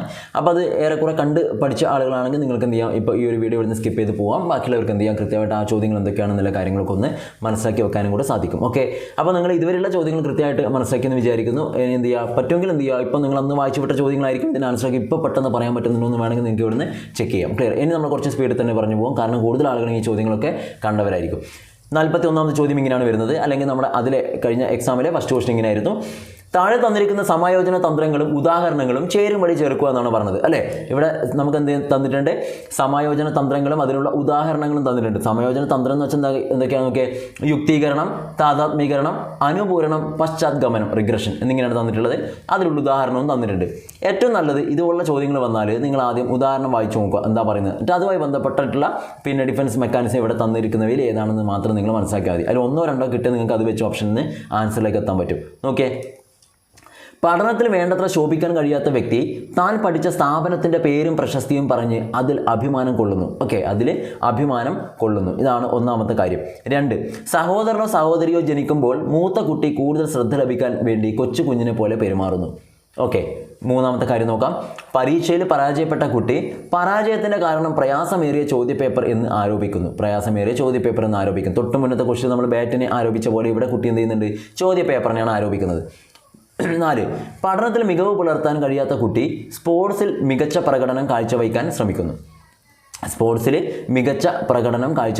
ശ്രമിക്കുന്നുണ്ട് അല്ലേ. അപ്പോൾ എന്താണ്, ഒന്നിൽ പറ്റുന്നില്ല, പക്ഷേ ആ കുട്ടി മറ്റൊന്നിൽ കൂടുതൽ പ്രാധാന്യത്തോടുകൂടി ചെയ്യാൻ വേണ്ടി ശ്രമിക്കുന്നു. ക്ലിയർ. അപ്പോൾ നിങ്ങൾക്ക് ഇവിടുന്ന് മനസ്സിലാക്കിയിട്ടുണ്ട് എന്താണ്, ഇപ്പോൾ പരീക്ഷയിൽ പരാജയപ്പെട്ട കുട്ടി പരാജയത്തിൻ്റെ കാരണം പ്രയാസമേറിയ ചോദ്യപേപ്പർ എന്ന് ആരോപിക്കുന്നു. അത് പറയുമ്പോൾ തന്നെ നിങ്ങൾക്ക് തൊട്ട് മുന്നത്തെ ചോദ്യം നമ്മൾ പറഞ്ഞതുകൊണ്ടും അല്ലെങ്കിൽ നിങ്ങൾക്ക് വളരെ എളുപ്പത്തിൽ ആൻസർ കിട്ടും. ഒന്നെങ്കിൽ പ്രൊജക്ഷൻ പ്രക്ഷേപണം, അല്ലെങ്കിൽ പിന്നെ യുക്തീകരണമായിരിക്കും, റാഷണലൈസേഷൻ ആയിരിക്കും എന്ന് നിങ്ങൾക്ക് തന്നെ അറിയാം. ഇവിടെ തന്നിരിക്കുന്നത് യുക്തീകരണം മാത്രമാണ് ഉള്ളത്. അപ്പോൾ നമുക്ക് എന്ത് പറയാൻ പറ്റും, 1ാമത്തെ നമുക്ക് ഏതുമായിട്ട് കണക്ട് ചെയ്യാൻ പറ്റും, ഈ പറഞ്ഞ C 1 C ആയിട്ട് നമുക്ക് കണക്ട് ചെയ്യാൻ പറ്റും. വളരെ എളുപ്പത്തിൽ ചെയ്യാൻ പറ്റുന്നതാണ് ഇപ്പം പറയുന്നത്. പഠനത്തിൽ മികവ് പുലർത്താൻ കഴിയാത്ത കുട്ടി സ്പോർട്സിൽ മികച്ച പ്രകടനം കാഴ്ചവെക്കാൻ ശ്രമിക്കുന്നു. എന്താണ്, ഒരു ഭാഗത്ത് പറ്റുന്നില്ല എന്നാൽ മറ്റൊരു ഭാഗത്തേക്ക് അവൻ കൂടുതൽ പ്രാധാന്യത്തോടു കൂടി ചെയ്യുന്നു എന്ന് വെച്ചെന്താണ് 2 അല്ലെങ്കിൽ ഈ പറഞ്ഞ കാര്യം ഏതുമായിട്ട് നമുക്ക് ബന്ധപ്പെടുത്താൻ പറ്റും, കോമ്പൻസേഷൻ അനുപൂരണമല്ലേ ഒരു മേഖലയിലെ കഴിവുകേട് അല്ലെങ്കിൽ ഒരു മേഖലയിൽ നമുക്ക് ശോഭിക്കാൻ പറ്റുന്നില്ലെങ്കിൽ മറ്റൊരു മേഖലയിൽ നമ്മളെ കഴിവ് വെച്ച് നമ്മൾ എന്തെങ്കിലും ശോഭിക്കുന്നു അതെന്താണ്, കോമ്പൻസേഷനാണ് നിങ്ങൾ പഠിച്ചാണ് അപ്പോൾ 3ാമത്തെ നമുക്ക് ഉറപ്പായിട്ടും ഏതുമായിട്ട് കണക്ട് ചെയ്യാൻ പറ്റുക, 3 D ആണെന്നും പറയാൻ പറ്റും. എല്ലാം വളരെ എളുപ്പത്തിൽ കിട്ടും, പക്ഷേ അതിലും ഏറ്റവും എളുപ്പത്തിൽ ഈ 2 നിങ്ങൾക്ക് പെട്ടെന്ന് എല്ലാവർക്കും കിട്ടും. അപ്പോൾ നിങ്ങൾ എന്ത് ചെയ്യുക, ഓപ്ഷനിലേക്ക് വരിക, 1 C 3 D കണക്ട് ചെയ്ത് എന്തും കൊണ്ടു നോക്കുക. 1 C എന്നാണ് പറഞ്ഞത് 1 C എന്ന് പറഞ്ഞുകൊണ്ട് ഇവിടെ 1 C വരുന്നത് 1 2 3 ഈ 3ലും 1 C ആയിട്ടാണ് വന്നിട്ടുള്ളത്. അപ്പോൾ പിന്നെ നമ്മൾ 4ാമത്തെ നോക്കണ്ട, അതിനങ്ങ് തട്ടിക്കളയോ, അതങ്ങ് പോയി. പിന്നെ പറഞ്ഞെന്താ, നമ്മളിപ്പോൾ കിട്ടിയത് 3 D ആണെന്ന് പറഞ്ഞിട്ടുണ്ട് 3 D ആണ് എന്ന് നമ്മളോട് ഇവിടെ പ്രത്യേകം നമുക്കിപ്പോൾ കിട്ടിയിട്ടുണ്ട്. 3 D വരുന്നത് ഏതാണെന്ന് നോക്കി, ഇവിടെ 3 A ആണ്, 3 B ആണ്, ഇവിടെ 3 D ആണ്, Cയിൽ 3 D ആണ് എന്ന് പറഞ്ഞാൽ ഇത് ശരിയാണ്, ഇത് വരാനുള്ള സാധ്യതയുണ്ട്. നിങ്ങൾ 2 A ആണോ നോക്കിയേ. 2ാമത്തെ എന്താണ് പറഞ്ഞത്, താതാത്മീകരണം, ഐഡൻറ്റിഫിക്കേഷൻ എന്ന് പറഞ്ഞത്. എന്താ, പഠനത്തിൽ വേണ്ടത്ര ശോഭിക്കാൻ കഴിയാത്ത വ്യക്തി താൻ പഠിച്ച സ്ഥാപനത്തിൻ്റെ പേരും പ്രശസ്തിയും പറഞ്ഞ് അതിൽ അഭിമാനം കൊള്ളുന്നു അത് ശരിയാണ്, താതാത്മീകരണമാണ് എന്ന് പറഞ്ഞാൽ അതും ശരിയാണ്. എന്ന് വെച്ചാൽ എന്താണ്, എല്ലാം കൂടി ശരിയായി വരുന്നത് ഓപ്ഷൻ C ആണ്. ഇങ്ങനെ നിങ്ങൾക്ക് കറക്റ്റായിട്ടുള്ള ആൻസറിലേക്ക് എത്താൻ പറ്റും. ക്ലിയർ. 1 C 2 A 3 D ആണ്, 4 B ആണ്. 4ാമത്തെന്ന് വെച്ചാൽ എന്താണ് ഇവിടെ പറഞ്ഞത്, തന്നെ 4 പശ്ചാത്ഗമനം, റിഗ്രഷൻ എന്ന സാധനം. സഹോദരനോ സഹോദരിയോ ജനിക്കുമ്പോൾ മൂത്ത കുട്ടി കൂടുതൽ ശ്രദ്ധ ലഭിക്കാൻ വേണ്ടിയിട്ട് കൊച്ചു കുഞ്ഞിനെ പോലെയൊക്കെ പെരുമാറും. അതെന്താണ്, പശ്ചാത്ഗമനമാണ് എന്നുള്ള കാര്യം ഓർത്തിരിക്കുക. അടുത്ത ക്വസ്റ്റ്യൻ. ഒരു കുട്ടിയെ അധ്യാപകൻ നിരന്തരം ശകാരിക്കുമ്പോൾ കുട്ടിക്ക് അധ്യാപകനോടുണ്ടാകുന്ന ഭയം അധ്യാപകൻ പഠിപ്പിക്കുന്ന വിഷയത്തിലേക്ക് വ്യാപിക്കുന്നു. തുടർന്ന് കുട്ടി സ്കൂളിനെയും ക്ലാസ് മുറിയെയും മറ്റ് അധ്യാപകരെയും ഭയക്കാൻ തുടങ്ങുന്നു. അനുബന്ധന സിദ്ധാന്തം അനുസരിച്ച് ഇവിടെ സംഭവിക്കുന്നത് എന്താണ്? ക്ലാസിൽ കണ്ടീഷനിങ്ങുമായി ബന്ധപ്പെട്ടിട്ട് എനിക്ക് തോന്നുന്നു നമ്മൾ ആദ്യത്തെ 20 ക്വസ്റ്റനിൽ ഒരെണ്ണം ഇതേ ടൈപ്പ് വന്നിട്ടുണ്ട് അല്ലേ? ശിവപ്രസാദ് മാഷെ കുറിച്ച് 7 ക്ലാസ്സിനെ കുറിച്ചിട്ട് ക്ലിയർ. വളരെ പെട്ടെന്ന് നിങ്ങൾക്ക് ആൻസറിലേക്ക് എത്താൻ പറ്റുന്നേ ഉള്ളൂ, സംശയത്തിനൊന്നും ആവശ്യമില്ല. ഏതാണ് വരിക? സ്റ്റിമുലസ് ജനറലൈസേഷനാണ് നമ്മൾ നേരത്തെ പറഞ്ഞുകൊണ്ട് ബാക്കി ഓപ്ഷൻ ഒന്നും വായിക്കുന്നില്ല. ചോദക സാമാന്യവൽക്കരണം തന്നെയാണ് ഇവിടുത്തെ കറക്റ്റായിട്ടുള്ള ആൻസർ. ഏതാണ് വരിക? ചോദക സാമാന്യവൽക്കരണം എന്നതാണ് കറക്റ്റായിട്ടുള്ള ആൻസർ നമുക്ക് ഇവിടെ പറയാൻ പറ്റുമോ? ക്ലിയർ. ബാക്കി ചോദക വിവേചനമുണ്ട്, അനുബന്ധനം ചെയ്യാത്ത പ്രതികരണം, വിളംബിത അനുബന്ധം എന്നൊക്കെ തന്നിട്ടുണ്ട്. അതൊക്കെ വെച്ച് നോക്കുമ്പോൾ നമുക്ക് വളരെ എളുപ്പത്തിൽ ആൻസറിലേക്ക് എത്താൻ പറ്റിയിട്ടുണ്ട്. ചോദക സാമാന്യവൽക്കരണം എന്നതാണ് ഇവിടുത്തെ ആൻസറായിട്ട് വരിക. അടുത്തത് ചേരുംപടി ചേർക്കാനാണ് പറഞ്ഞിട്ടുള്ളത്. ചേരുംപടി ചേർക്കുക എന്നാണ് പറഞ്ഞിട്ടുള്ളത്. എന്തൊക്കെയാണ് നോക്കിയേ? പ്രശ്നപേടകത്തിലെ പൂച്ച എന്ന് വെച്ചാൽ നിരീക്ഷണ പഠന സിദ്ധാന്തം, തിയറി ഓഫ് ഒബ്സർവേഷൻ ലേണിംഗ് എന്നിങ്ങനെ തന്നിട്ടുണ്ട്. താഴോട്ട് വായിക്കാം. ഇത് ഇംഗ്ലീഷ് ഇപ്പോഴുള്ളതിൻ്റെ ഇങ്ങോട്ട് വന്നതാണ്. പ്രശ്നപേടകത്തിലെ പൂച്ച, ബോബോ പാവ പരീക്ഷണം, പിന്നെയോ സുൽത്താൻ എന്ന പേരുള്ള ചിമ്പാൻസി, അതുപോലെ തന്നെ ഹെയ്ൻസ് ഡിലേമ എന്നിങ്ങനെയാണ് നമുക്ക് തന്നിട്ടുള്ളത് അല്ലേ? അപ്പോൾ നമുക്ക് ഇപ്പുറത്ത് എന്തൊക്കെയുണ്ട്? നിരീക്ഷണ പഠന സിദ്ധാന്തം, ഗസ്റ്റാൾട്ട് സിദ്ധാന്തം, ശ്രമപരാജയ പഠന രീതി, അതുപോലെ തന്നെ സാൻമാർഗിക വികാസം, മോറൽ ഡെവലപ്മെൻറ്റ്. അപ്പോൾ ഈ പറഞ്ഞ കാര്യങ്ങൾ നമുക്ക് ഏതുമായിട്ടാണ് എന്തൊക്കെയാണ് അങ്ങോട്ടും ഇങ്ങോട്ടൊക്കെ നമുക്ക് യോജിപ്പിക്കാൻ പറ്റുമോ എന്നുള്ളതാണ് നമ്മൾ നോക്കേണ്ടത്. ഓരോന്നായിട്ട് നോക്കാം നമുക്ക്. Okay, correct. ഓരോന്നായിട്ട് നോക്കിയേ. പ്രശ്നപേടകത്തിലെ പൂച്ച നമുക്കിതിൽ ഏതാണ് പറയാൻ പറ്റുമോ? പ്രശ്നപേടകത്തിലെ പൂച്ച എന്ന് പറയുമ്പോൾ നമുക്ക് പറയാൻ പറ്റുന്നത് എന്താണ്? അറിയാലോ, എന്താണ്? Trial and error learning theory. അതിലാണ് നമ്മൾ പൂച്ചയെക്കുറിച്ച് പഠിക്കുന്നത് അല്ലേ? അപ്പോൾ പ്രശ്നപേടകത്തിലെ പൂച്ച നമുക്ക് വേണമെങ്കിൽ ശ്രമ പരാജയ സിദ്ധാന്തവുമായിട്ട് നമുക്ക് ബന്ധപ്പെടുത്താം. എന്ന് വെച്ചാൽ 1C ആണ് നിങ്ങൾക്ക് വളരെ എളുപ്പത്തിൽ മനസ്സിലായി അല്ലേ? ഇനി നിങ്ങൾക്ക് ചെയ്യേണ്ടത് ഓപ്ഷനിലേക്ക് പോയിട്ട് 1C വരുന്നത് ഏതൊക്കെ ഉണ്ട്, അല്ലെങ്കിൽ 1 മാത്രമാണെന്ന് നോക്കുക. ചിലപ്പോൾ 1 മാത്രമേ ഉണ്ടാവും എന്ന് പറഞ്ഞാൽ ബാക്കിയെല്ലാം നമുക്ക് കളഞ്ഞിട്ട് അതിലെ ആൻസർ എന്ന് പറയാം. എന്ന് നോക്കിയാൽ നിങ്ങളിതാ ഓപ്ഷനിലേക്ക് വന്നാൽ A എന്ന് പറയുമ്പോൾ 1 A ആണ്, അത് നമ്മൾ നോക്കണ്ട. 2ൽ 1 B ആണ്. പിന്നെ നോക്കിയാൽ Cയിലും Dയിലുമാണ് 1 C ഉള്ളത്. എന്ന് വെച്ചാൽ Aയും അതുപോലെ Bയും പിന്നെ നിങ്ങൾ നോക്കുകയേ വേണ്ട. ക്ലിയർ. ഈ 2 മാത്രം നമ്മൾ നോക്കിയാൽ മതി. അത് വെച്ചിട്ട് തന്നെ ചെയ്യാൻ പറ്റും. അതിൽ നോക്കിയാൽ 2 A ആണ് 2ലും തന്നിട്ടുള്ളത്. അപ്പോൾ പിന്നെ രണ്ടാമത് നമ്മൾ പ്രത്യേകിച്ച് നോക്കിയിട്ട് കാര്യമൊന്നുമില്ല. നോക്കിയതാ ബോബോ പാവ പരീക്ഷണം ബോബോ പാവ നിങ്ങൾ പഠിച്ചിട്ടുണ്ട്. ബോബോ ഡോൾ എന്ന് പറയുന്നത് എന്താണ്? ബോബോ ഡോൾ നിരീക്ഷണ പഠന സിദ്ധാന്തവുമായി ബന്ധപ്പെട്ട കാര്യമാണ് അല്ലേ? ഒബ്സർവേഷൻ ലേണിംഗ് തിയറി ഓർമ്മയുണ്ടല്ലോ? തിയറി ഓഫ് ഒബ്സർവേഷൻ ലേണിംഗ്, നിരീക്ഷണ പഠനം, ബന്ധൂര, അതുമായി ബന്ധപ്പെട്ടൊക്കെ പറയുമ്പോൾ നമ്മൾ ബോബോ ഡോളിനെ കുറിച്ച് പറഞ്ഞിട്ടുണ്ട് അല്ലേ? അപ്പോൾ അത് ആണെന്ന് മനസ്സിലായി. അത് പിന്നെ രണ്ടിലും ഒരേപോലെ ആയതുകൊണ്ട് പിന്നെ നമ്മളിനി അതിനെക്കുറിച്ച് അധികം നോക്കിയിട്ട് കാര്യമില്ല. അതുവരെ ഓക്കെ ആയി. ഇനി നോക്കേണ്ടത് മൂന്നാമത്തെ നോക്കിയേ. സുൽത്താൻ എന്ന പേരുള്ള ചിമ്പാൻസി ഏതുമായി ബന്ധപ്പെട്ടിരിക്കുന്നതാണ് അല്ലേ? അതുപോലെ തന്നെ ഹെയ്ൻസ് ഡിലേമ ഏതുമായിട്ട് ബന്ധപ്പെട്ടിരിക്കുന്നു എന്നിങ്ങനെയാണ് നമ്മൾ നോക്കേണ്ടത്. ക്ലിയർ. അപ്പോൾ നമുക്ക് ആൻസറിലേക്ക് നോക്കുമ്പോൾ എങ്ങനെയൊക്കെ പറയാൻ പറ്റും? കൃത്യമായിട്ട് പറഞ്ഞാൽ മൂന്നാമത്തേതാ സുൽത്താൻ എന്ന പേരുള്ള ചിമ്പാൻസി ആരുമായിട്ട് ബന്ധപ്പെട്ടിരിക്കുന്നു? ഗസ്റ്റാൾട്ട് സിദ്ധാന്തവുമായിട്ട് ബന്ധപ്പെട്ടിരിക്കുന്നു അല്ലേ? സുൽത്താൻ എന്ന പേരുള്ള ചിമ്പാൻസി ഗസ്റ്റാൾട്ട് സിദ്ധാന്തവുമായിട്ട് ബന്ധപ്പെട്ടിരിക്കുന്നതാണ്. അതുപോലെ തന്നെ ഹെയ്ൻസ് ഡിലേമ എന്ന് പറയുന്നത് ഏതുമായിട്ട് ബന്ധപ്പെട്ടിരിക്കുന്നു? സാൻമാർഗിക വികാസവുമായി ബന്ധപ്പെട്ടിരിക്കുന്നതാണ് ഹെയ്ൻസ് ഡിലേമ എന്നുള്ള കാര്യം. നമ്മൾ പണ്ട് തിയറിയിൽ പറയുമ്പോൾ ഹെയ്ൻസ് ഡിലേമയെ കുറിച്ച് പറഞ്ഞിട്ടുണ്ട് അല്ലേ? അപ്പോൾ സാൻമാർഗിക വികാസം എന്നുള്ള കാര്യമായിട്ട് ബന്ധപ്പെട്ടിരിക്കുന്നു. എന്ന് വെച്ചാൽ നമ്മുടെ ആൻസർ ആയിട്ട് ഇവിടെ വരുന്നത് ഏതാണ്? സംശയം വേണ്ട, ഓപ്ഷൻ ഡി ആണ്. 1C 2A 3B 4D 1C 2A 3B 4D. Okay. അപ്പോൾ ഹെയ്ൻസ് ഡിലേമ, സാൻമാർഗിക വികാസം, അതൊക്കെ ഒന്ന് കൃത്യമായിട്ട് ഓർത്തിരിക്കുന്നത് നല്ലതായിരിക്കും. ഒരു പക്ഷേ ഇതേപോലെ മറ്റെന്തെങ്കിലും ഒരു ക്വസ്റ്റ്യൻ സ്റ്റേറ്റ്മെൻ്റ് ആയിട്ട് വന്നേക്കാം. നെക്സ്റ്റ്, പഠനവും അത് സാധ്യമാക്കുന്ന സാമൂഹിക സാഹചര്യവും തമ്മിൽ വേർതിരിക്കാനാവില്ല എന്ന ആശയം അടിത്തറയാക്കി ജീൻ ലേ, അതുപോലെ തന്നെ എറ്റിൻ വെഗ്നർ തുടങ്ങിയവർ 1990കളുടെ തുടക്കത്തിൽ ആവിഷ്കരിച്ച പഠന സങ്കല്പം ഏതാണ്? അനുഭവാധിഷ്ഠിത പഠനം അഥവാ എക്സ്പെരിയൻഷ്യൽ ലേണിംഗ്, സിറ്റുവേറ്റഡ് ലേണിംഗ്, അതുപോലെ സഹവർത്തിത പഠനം കൊളാബറേറ്റീവ് ലേണിംഗ്, പിന്നെ പ്രോബ്ലം ബേസ്ഡ് ലേണിംഗ് പ്രശ്നാധിഷ്ഠിത പഠനം. എന്ന സാധനം പഠനം അത് സാധ്യമാക്കുന്ന സാമൂഹിക സാഹചര്യവും തമ്മിൽ വേർതിരിക്കാനാവില്ല. ഓക്കെ, പഠനവും അത് സാധ്യമാകുന്ന സാമൂഹിക സാഹചര്യവും തമ്മിൽ വേർതിരിക്കാനാവില്ല എന്ന ആശയം അടിത്തറയാക്കിക്കൊണ്ട് ജീൻ ലേയും അതുപോലെ തന്നെ എറ്റിൻ വെങ്കറും 1990കളുടെ തുടക്കത്തിൽ ആവിഷ്കരിച്ചിട്ടുള്ള പഠന സങ്കല്പം ഏതാണ് എന്നാണ് നമ്മൾ ചോദിച്ചിട്ടുള്ളത്. ആൻസർ വരുന്നത് ഏതാണ്? സിറ്റുവേറ്റഡ് ലേണിംഗ് ആണ് കേട്ടോ. ഇവിടെ വരുന്നത് സിറ്റുവേറ്റഡ് ലേണിംഗ് എന്നതാണ് ആൻസർ നമുക്ക് പറയാൻ പറ്റുമോ? Situated learning. ഓക്കെ. അടുത്തത് 45ാമത്തെ ചോദ്യം. കുട്ടികൾക്ക് വായനാ പരിശീലനം നൽകുന്നതിന് വേണ്ടി വൈഗോസ്കിയുടെ ആശയങ്ങളുടെ പിൻബലത്തോടെ രൂപീകരിച്ച രീതി ഏതാണ്? വൈഗോസ്കി എന്ന് പറഞ്ഞിട്ട് ഇവിടെ പ്രത്യേകം പറയുന്നുണ്ട്. അപ്പോൾ നിങ്ങൾക്ക് വളരെ എളുപ്പത്തിൽ ആൻസറിലേക്ക് എത്താൻ പറ്റും. ഓക്കെ, കുട്ടികൾക്ക് വായനാ പരിശീലനം നൽകുന്നതിന് വേണ്ടിയിട്ട് വൈഗോസ്കിയുടെ ആശയങ്ങളുടെ പിൻബലത്തോടെ രൂപീകരിച്ച രീതിയാണ് ക്രിയാഗവേഷണം, പ്രതിക്രിയാധ്യാപനം, ലേണർ ഓട്ടോണമി, അതുപോലെ തന്നെ കോഗ്നിറ്റീവ് നെഗോഷ്യബിലിറ്റി അല്ലേ? ഏതാ വരുക? വൈഗോസ്കി എന്ന് പറയുമ്പോൾ തന്നെ നിങ്ങൾക്ക് വളരെ എളുപ്പത്തിൽ ആൻസറിലേക്ക് എത്താൻ പറ്റും. ഒരു സംശയത്തിന് ആവശ്യമില്ല. പ്രതിക്രിയ അധ്യാപനം അഥവാ റെസിപ്രോക്കൽ ടീച്ചിങ് എന്നുള്ളതാണ് കറക്റ്റായിട്ടുള്ള ആൻസർ. ഏതാണ് വരിക? Reciprocal teaching. 46ാമത്തെ ചോദ്യം. പ്രൈമറി ക്ലാസ്സിലെ കുട്ടികൾക്ക് അനുയോജ്യമായതും പ്രത്യേക പരിഗണന അറിയിക്കുന്ന കുട്ടികൾക്ക് ICT പഠനം സാധ്യമാക്കുന്നതോടൊപ്പം അവരുടെ ഒട്ടനവധി ശാരീരിക പരിമിതികൾ മറികടക്കാൻ ഉതകുന്ന പ്രവർത്തനങ്ങളും കളികളും അടങ്ങിയതുമായ വിദ്യാഭ്യാസ സോഫ്റ്റ്വെയർ ഏതാണ്? പ്രൈമറി ക്ലാസ്സിലെ കുട്ടികൾക്ക് അനുയോജ്യമായതും പ്രത്യേക പരിഗണന അറിയിക്കുന്ന കുട്ടികൾക്ക് ICT പഠനം സാധ്യമാക്കുന്നതോടൊപ്പം അവരുടെ ഒട്ടനവധി ശാരീരിക പരിമിതികൾ മറികടക്കാൻ ഉതകുന്ന പ്രവർത്തനങ്ങളും കളികളും അടങ്ങിയിട്ടുള്ള വിദ്യാഭ്യാസ സോഫ്റ്റ്വെയർ ഏതാണ് എന്നാണ് നമ്മളോട് ചോദിച്ചിട്ടുള്ളത്. വിദ്യാഭ്യാസ സോഫ്റ്റ്വെയർ ഏതാണെന്നാണ് നമ്മളോട് ചോദിച്ചിട്ടുള്ളത് അല്ലേ?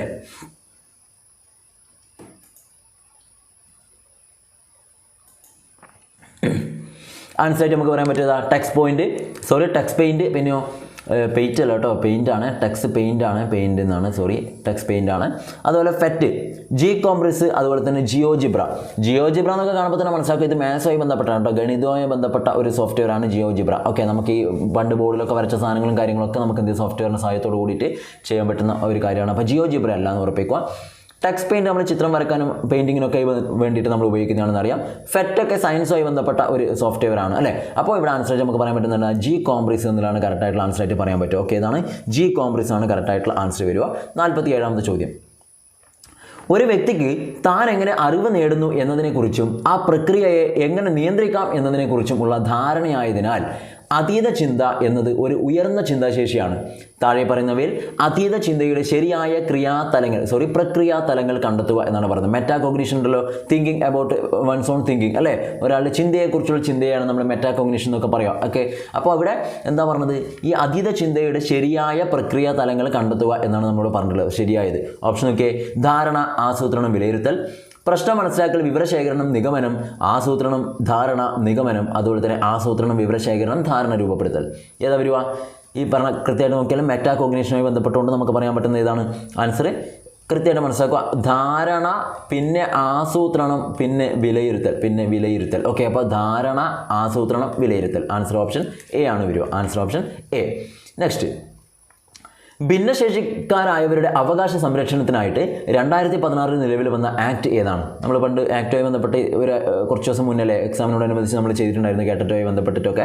അപ്പോൾ അതിൽ കൃത്യമായിട്ട് ആക്ടുകളൊക്കെ പറയുന്നുണ്ട്. അതിൽ ഒരെണ്ണമാണ് നമ്മൾ ഈ പറഞ്ഞിട്ടുണ്ട്. അപ്പോൾ കൃത്യമായിട്ട് ആൻസർ വന്നിട്ടുണ്ട്, ക്വസ്റ്റ്യൻ വന്നിട്ടുണ്ട് അല്ലേ? RTE act, RTI act, RPWD act, അതുപോലെ പോക്സോ ആക്ട്. 2016 ആണ്. അപ്പോൾ RPWD ആക്ട് ആണ് ഇവിടെ വരിക. RPWD ആക്ട് അല്ലേ? പേഴ്സൺ വിത്ത് ഡിസബിലിറ്റി ആണ്.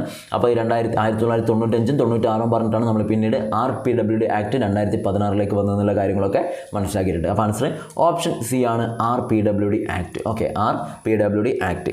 49ാമത്തെ ചോദ്യം, കേരള പാഠ്യപദ്ധതി ചട്ടക്കൂട് 2007 അടിത്തറയായി സ്വീകരിച്ചിട്ടുള്ള പ്രായോഗിക രീതി ശാസ്ത്രങ്ങളിൽ പെടാത്തത് ഏതാണ്? ഓപ്ഷൻ: അറിവ് നിർമ്മാണ പ്രക്രിയ, പാഠപുസ്തകം കേന്ദ്രീകൃത പഠനം, പ്രവർത്തനാധിഷ്ഠിതവും പ്രക്രിയാബന്ധിതവുമായിട്ടുള്ള പഠനതന്ത്രങ്ങൾ, അതുപോലെ നിരന്തരവും സമഗ്രവുമായിട്ടുള്ള മൂല്യനിർണ്ണയ രീതി എന്നിങ്ങനെ 4 ഓപ്ഷൻസാണ് തന്നിട്ടുള്ളത്. അപ്പോൾ കേരള പാഠ്യപദ്ധതി ചട്ടക്കൂട് 2007 അടിത്തറയായി സ്വീകരിച്ചിട്ടുള്ള പ്രായോഗിക രീതി ശാസ്ത്രങ്ങളിൽ പെടാത്തത് ഏത് എന്നാണ് ചോദിച്ചത് അല്ലേ?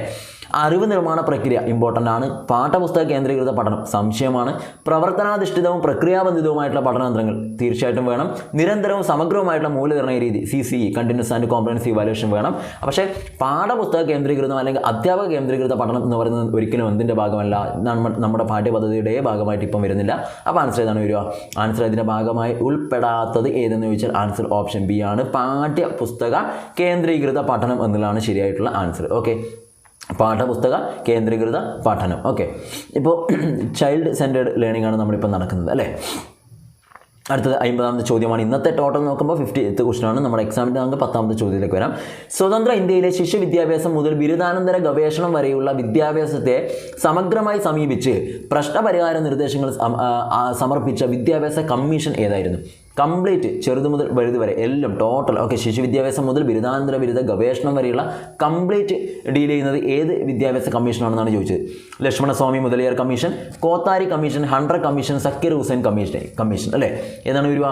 കമ്മീഷനൊക്കെ ബന്ധപ്പെട്ട് നിങ്ങൾക്ക് അറിയുന്നതിനാണ്. അതിൽ ഏറ്റവും ബേസിക് ആയിട്ടുള്ള ക്വസ്റ്റൻ തന്നെയാണ് ഇവിടെ ചോദിച്ചിട്ടുള്ളത്. ഒന്നും ഡീറ്റെയിൽ ആയിട്ട് ഒന്നിലേക്കും പോയിട്ടില്ല അല്ലേ? കമ്മീഷൻ്റെ ബേസിക് അറിയുന്നവർക്കൊക്കെ വളരെ പെട്ടെന്ന് സ്കോർ ചെയ്യാൻ വേണ്ടി പറ്റുന്ന ഒരു ക്വസ്റ്റൻ ആയിരുന്നു ഇത്. ആൻസർ കോത്താരിയാണ്. കോത്താരി കമ്മീഷൻ എന്നുള്ളതാണ് കറക്റ്റായിട്ടുള്ള ആൻസർ. ഓക്കെ, അടുത്തത് താഴെ പറയുന്നവയിൽ വികാസത്തെ സംബന്ധിച്ച് ശരിയല്ലാത്ത പ്രസ്താവന ഏതാണ്? വികാസത്തെ സംബന്ധിച്ച് ശരിയല്ലാത്ത പ്രസ്താവനയാണ് ചോദിച്ചിട്ടുള്ളത് അല്ലേ. നോക്കിയേ, വികാസം അനുസ്യൂതമാണ്, മീൻസ് കണ്ടിന്യൂസ് ആണ്. ശാരീരിക വികാസത്തിൽ ശരീരമധ്യത്തിൽ നിന്ന് വശങ്ങളിലേക്ക് എന്ന ക്രമം പാലിക്കപ്പെടുന്നു. 3, വികാസം പരിപക്വനത്തെയും പഠനത്തെയും ആശ്രയിച്ചിരിക്കുന്നു. 4, വികാസത്തിന്റെ ഗതിയിൽ വ്യക്തി വ്യത്യാസം ഉണ്ടായിരിക്കുന്നതല്ല.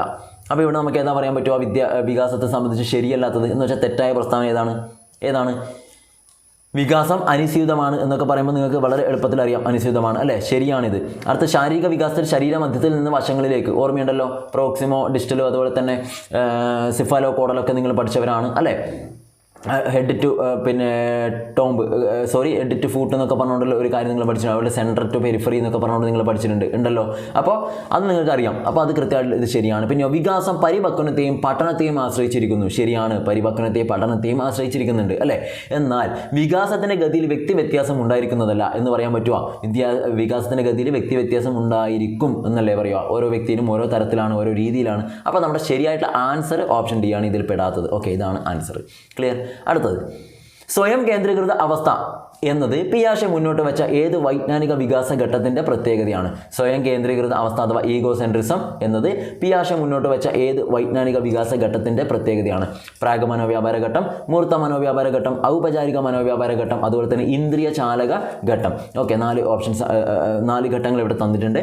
അതിൽ ഈഗോസെൻട്രിസം എന്ന് പറയുമ്പോൾ അത് ഏത് ഘട്ടവുമായി ബന്ധപ്പെട്ടിരിക്കുന്നു വെച്ചാൽ പ്രീ ഓപ്പറേഷണൽ സ്റ്റേജ് ആണ് അല്ലേ. പ്രാഗ് മനോവ്യാപാര ഘട്ടമാണ് ഓപ്ഷൻ എ. അടുത്തത്, താഴെ പറയുന്നവയിൽ പ്രക്ഷേപണ രീതിക്ക് ഉദാഹരണം അല്ലാത്തത് ഏത് എന്ന് വെച്ചാൽ പ്രൊജക്റ്റീവ് ടെക്നിക്ക് ഉണ്ട്. അപ്പോൾ പ്രക്ഷേപണ രീതിക്ക് ഉദാഹരണം അല്ലാത്തത് ഏത് എന്നാണ് ചോദിച്ചത്. റോഷയുടെ മഷ്യൂപ്പ് പരീക്ഷ, thematic apperception test, Milan clinical multiaxial inventory, അതുപോലെ തന്നെ പിന്നെയോ മൾട്ടി ആക്സിയൽ ഇൻവെൻട്രി, അതുപോലെ തന്നെ പദസഹചരത്വ പരീക്ഷ, വേർഡ് അസോസിയേഷൻ ടെസ്റ്റ് ആണ്. Okay, Rorschach inkblot test, thematic apperception test, പിന്നെയോ Millon clinical multiaxial inventory, അതുപോലെ തന്നെ വേർഡ് അസോസിയേഷൻ ടെസ്റ്റ്. ഇവരിൽ പ്രൊജക്റ്റീവ് ടെക്നിക്കിന് ഉദാഹരണം അല്ലാത്തത് ഏത് എന്നാണ് ചോദിച്ചിട്ടുള്ളത്. അല്ലാത്തത് റോഷ പ്രൊജക്റ്റീവാണ്, തീമാറ്റിക് പ്രൊജക്റ്റീവാണ്, പദസഹചരത്വം പ്രൊജക്റ്റീവാണ് അല്ലേ. ഇതിന് രീതിക്ക് ഉദാഹരണം അല്ലാത്തത് എന്ന് ചോദിച്ചാൽ ആൻസർ ഓപ്ഷൻ സി ആണ്, Milan clinical multiaxial inventory എന്നതാണ് ആൻസറായിട്ട് ഇവിടെ വരിക. 54ാമത്തെ ചോദ്യം, എറിക്സണിൻ്റെ മനോസാമൂഹിക വികാസ സിദ്ധാന്തം അനുസരിച്ച് 6 വയസ്സ് മുതൽ 12 വയസ്സ് വരെയുള്ള കുട്ടികളിൽ രൂപപ്പെടാൻ സാധ്യത ഉള്ള വ്യക്തിത്വ ഘടകങ്ങൾ ഏവ? 6 മുതൽ 12 വരെയാണ്. 6 മുതൽ 12 തൊട്ട് മുന്നേ നമ്മൾ സ്റ്റാർട്ടിങ്ങിൽ 3 to 6 പ്രായത്തിൻ്റെ നമ്മൾ പറഞ്ഞിട്ടുണ്ടായിരുന്നു അല്ലേ. ആ ഒരു കുറ്റബോധമൊക്കെ വരുന്നത് അല്ലേ. ഇവിടെ നമ്മളോട് ചോദിച്ചെന്താണ്? 6 മുതൽ 12 വരെയുള്ള ഒരു പ്രായഘട്ടമാണ്. ഏതാ വരിക? നിങ്ങൾക്ക് തന്നെ അറിയാം, ഊർജ്ജസ്വലത അല്ലെ, ഊർജ്ജസ്വലത, അപകർഷത, അല്ലെങ്കിൽ എന്താണ് ഇൻഡസ്ട്രി വേഴ്സസ് ഇൻഫീരിയോറിറ്റി എന്നൊക്കെ പറഞ്ഞുകൊണ്ട് ഒരു സ്റ്റേജ് നിങ്ങൾ പഠിച്ചിട്ടുണ്ട്. പക്ഷേ ഇവിടുത്തെ പ്രത്യേകത നോക്കിയേ, ഒരുമിച്ച് തരുന്നതിന് പകരം ഓരോന്നായിട്ട് 1 2 3 4 നമ്പർ ഇട്ടിട്ടാണ് തന്നിട്ടുള്ളത്. അപ്പോൾ നമുക്കറിയാം 6 മുതൽ 12 വരെ ഇവർ തന്നതിൽ ഏതൊക്കെ വരിക? 1 ഊർജ്ജസ്വലതയും ആത്മവിശ്വാസം അല്ലെ, ഇൻഡസ്ട്രി ഒരുമിച്ചിട്ട്. 2 എന്താ വരിക? അപകർഷത അല്ലെങ്കിൽ ഇൻഫീരിയോറിറ്റിയും വരും അല്ലേ, ഇൻഫീരിയോറിറ്റിയും വരും. അപ്പോൾ 1 3 ആണ് കറക്റ്റായിട്ടുള്ള ആൻസർ. 1 3 വരുന്നുണ്ട്. ആൻസർ എ ആണ്. 1 3 ആണ് ഇവിടെ ശരിയായിട്ടുള്ള ആൻസർ ആയിട്ട് വരിക. ഓക്കെ, അപ്പോൾ 54 ക്വസ്റ്റ്യൻ ആൻസർ എ ആണ് വരിക. 55ാമത്തെ ക്വസ്റ്റ്യനിലേക്ക് വരാം നമുക്ക്. താഴെ തന്നിട്ടുള്ളവയിൽ വ്യക്തിത്വത്തെ സംബന്ധിക്കുന്ന കാഴ്ചപ്പാടുകളും അവ മുന്നോട്ട് വെച്ച ശാസ്ത്രജ്ഞരും തമ്മിലുള്ള ശരിയായ ബന്ധം സൂചിപ്പിക്കുന്നവ ഏവ എന്നാണ് ചോദിച്ചിട്ടുള്ളത് അല്ലേ. കാണുമ്പോൾ കുറച്ച് വലിയൊരു ചോദ്യമായിട്ട് തോന്നും, പക്ഷേ നിങ്ങൾക്ക് പെട്ടെന്ന് തന്നെ ആൻസറിലേക്ക് എത്താൻ പറ്റുന്നതേ ഉള്ളൂ. വളരെ സിമ്പിളായിട്ട് പറയാൻ പറ്റുന്നതേ ഉള്ളൂ. നോക്കിയേ, തമ്മിലുള്ള ശരിയായ ബന്ധം സൂചിപ്പിക്കുന്നവ ഏതാണെന്നാണ് ചോദിച്ചത്. ഒന്നാമത്തത്, മുഖ്യ സവിശേഷകം, മധ്യമ സവിശേഷകങ്ങൾ, ദ്വിതീയ സവിശേഷകങ്ങൾ എന്നിങ്ങനെ വ്യക്തിത്വ സവിശേഷതകൾ തരംതിരിച്ചിരിക്കുന്നു. Carl Ransom Rogers. കാണുമ്പോൾ തന്നെ മനസ്സിലാവും, ഈ cardinal trait, central trait, secondary trait, ഇതൊക്കെ ആരുമായി ബന്ധപ്പെട്ടിരിക്കുന്ന നിങ്ങൾ പഠിച്ചതാണ്. അപ്പോൾ പിന്നെ ഇത് കാൾ റോജേഴ്സ് ഒക്കെ ആണ് എന്ന് പറയുമ്പോൾ നിങ്ങൾക്ക് തന്നെ മനസ്സിലാവും ശരിയല്ല എന്നൊക്കെ അല്ലേ. നമുക്ക് ശരിയായ ബന്ധമാണ് വേണ്ടത്. അപ്പോൾ ഇത് കാണുമ്പോൾ തന്നെ തെറ്റാണ് നിങ്ങൾക്ക് എല്ലാവർക്കും മനസ്സിലായിട്ടുണ്ട്. കാരണം ഈ ട്രൈറ്റുകളെ കുറിച്ചാണ് ഗോൾഡൻ GW ആൽപോർട്ടാണ് അല്ലേ. ഓക്കെ, ഗോൾഡൻ W ആൽപോർട്ടാണെന്നൊക്കെ നിങ്ങൾ പഠിച്ചിട്ടുണ്ട്. അപ്പോൾ അത് ശരിയല്ല, ജസ്റ്റ് പറഞ്ഞേ ഉള്ളൂ. അടുത്ത് നോക്കാം, ഓരോന്നായിട്ട് നോക്കാം നമുക്ക് എന്നാലും. ഓക്കെ, അടുത്തത്, പക്വ വ്യക്തിത്വത്തെ വിശദീകരിക്കാൻ വിപുലീകൃത അഹം, ഊഷ്മള ബന്ധങ്ങൾ, ആത്മസന്തുലനം, യാഥാർത്ഥ്യബോധം, ആത്മധാരണ, ഏകാത്മക ജീവിത ദർശനം എന്നീ 6 മാനദണ്ഡങ്ങൾ പരിഗണിക്കണം എന്ന് പറഞ്ഞിട്ടുണ്ട്. ആരാണ്?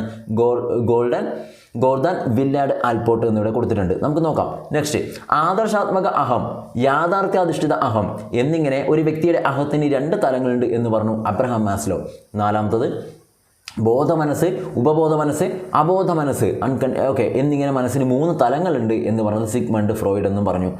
ഇതൊക്കെ കാണുമ്പോൾ തന്നെ നിങ്ങൾക്ക് മനസ്സിലാവും. ഒന്നാമത്തെ തെറ്റാണ് നിങ്ങൾക്ക് തന്നെ എല്ലാവർക്കും മനസ്സിലായിട്ടുണ്ടാവും അല്ലേ. പിന്നെയോ ഇവിടെ 4ാമത്തെ ശരിയാണെന്ന് മനസ്സിലായിട്ടുണ്ടാവും. എന്തുകൊണ്ട് സിഗ്മണ്ട് ഫ്രോയിഡ് തന്നെയാണ് ഈ പറഞ്ഞ മനസ്സിൻ്റെ ഈ ഒരു കാര്യങ്ങൾ conscious mind, sub conscious and അൺകോൺഷ്യസിനൊക്കെ പറഞ്ഞത് സിഗ്മണ്ട് ഫ്രോയിഡാണ് നിങ്ങൾക്ക് എല്ലാവർക്കും അറിയാം.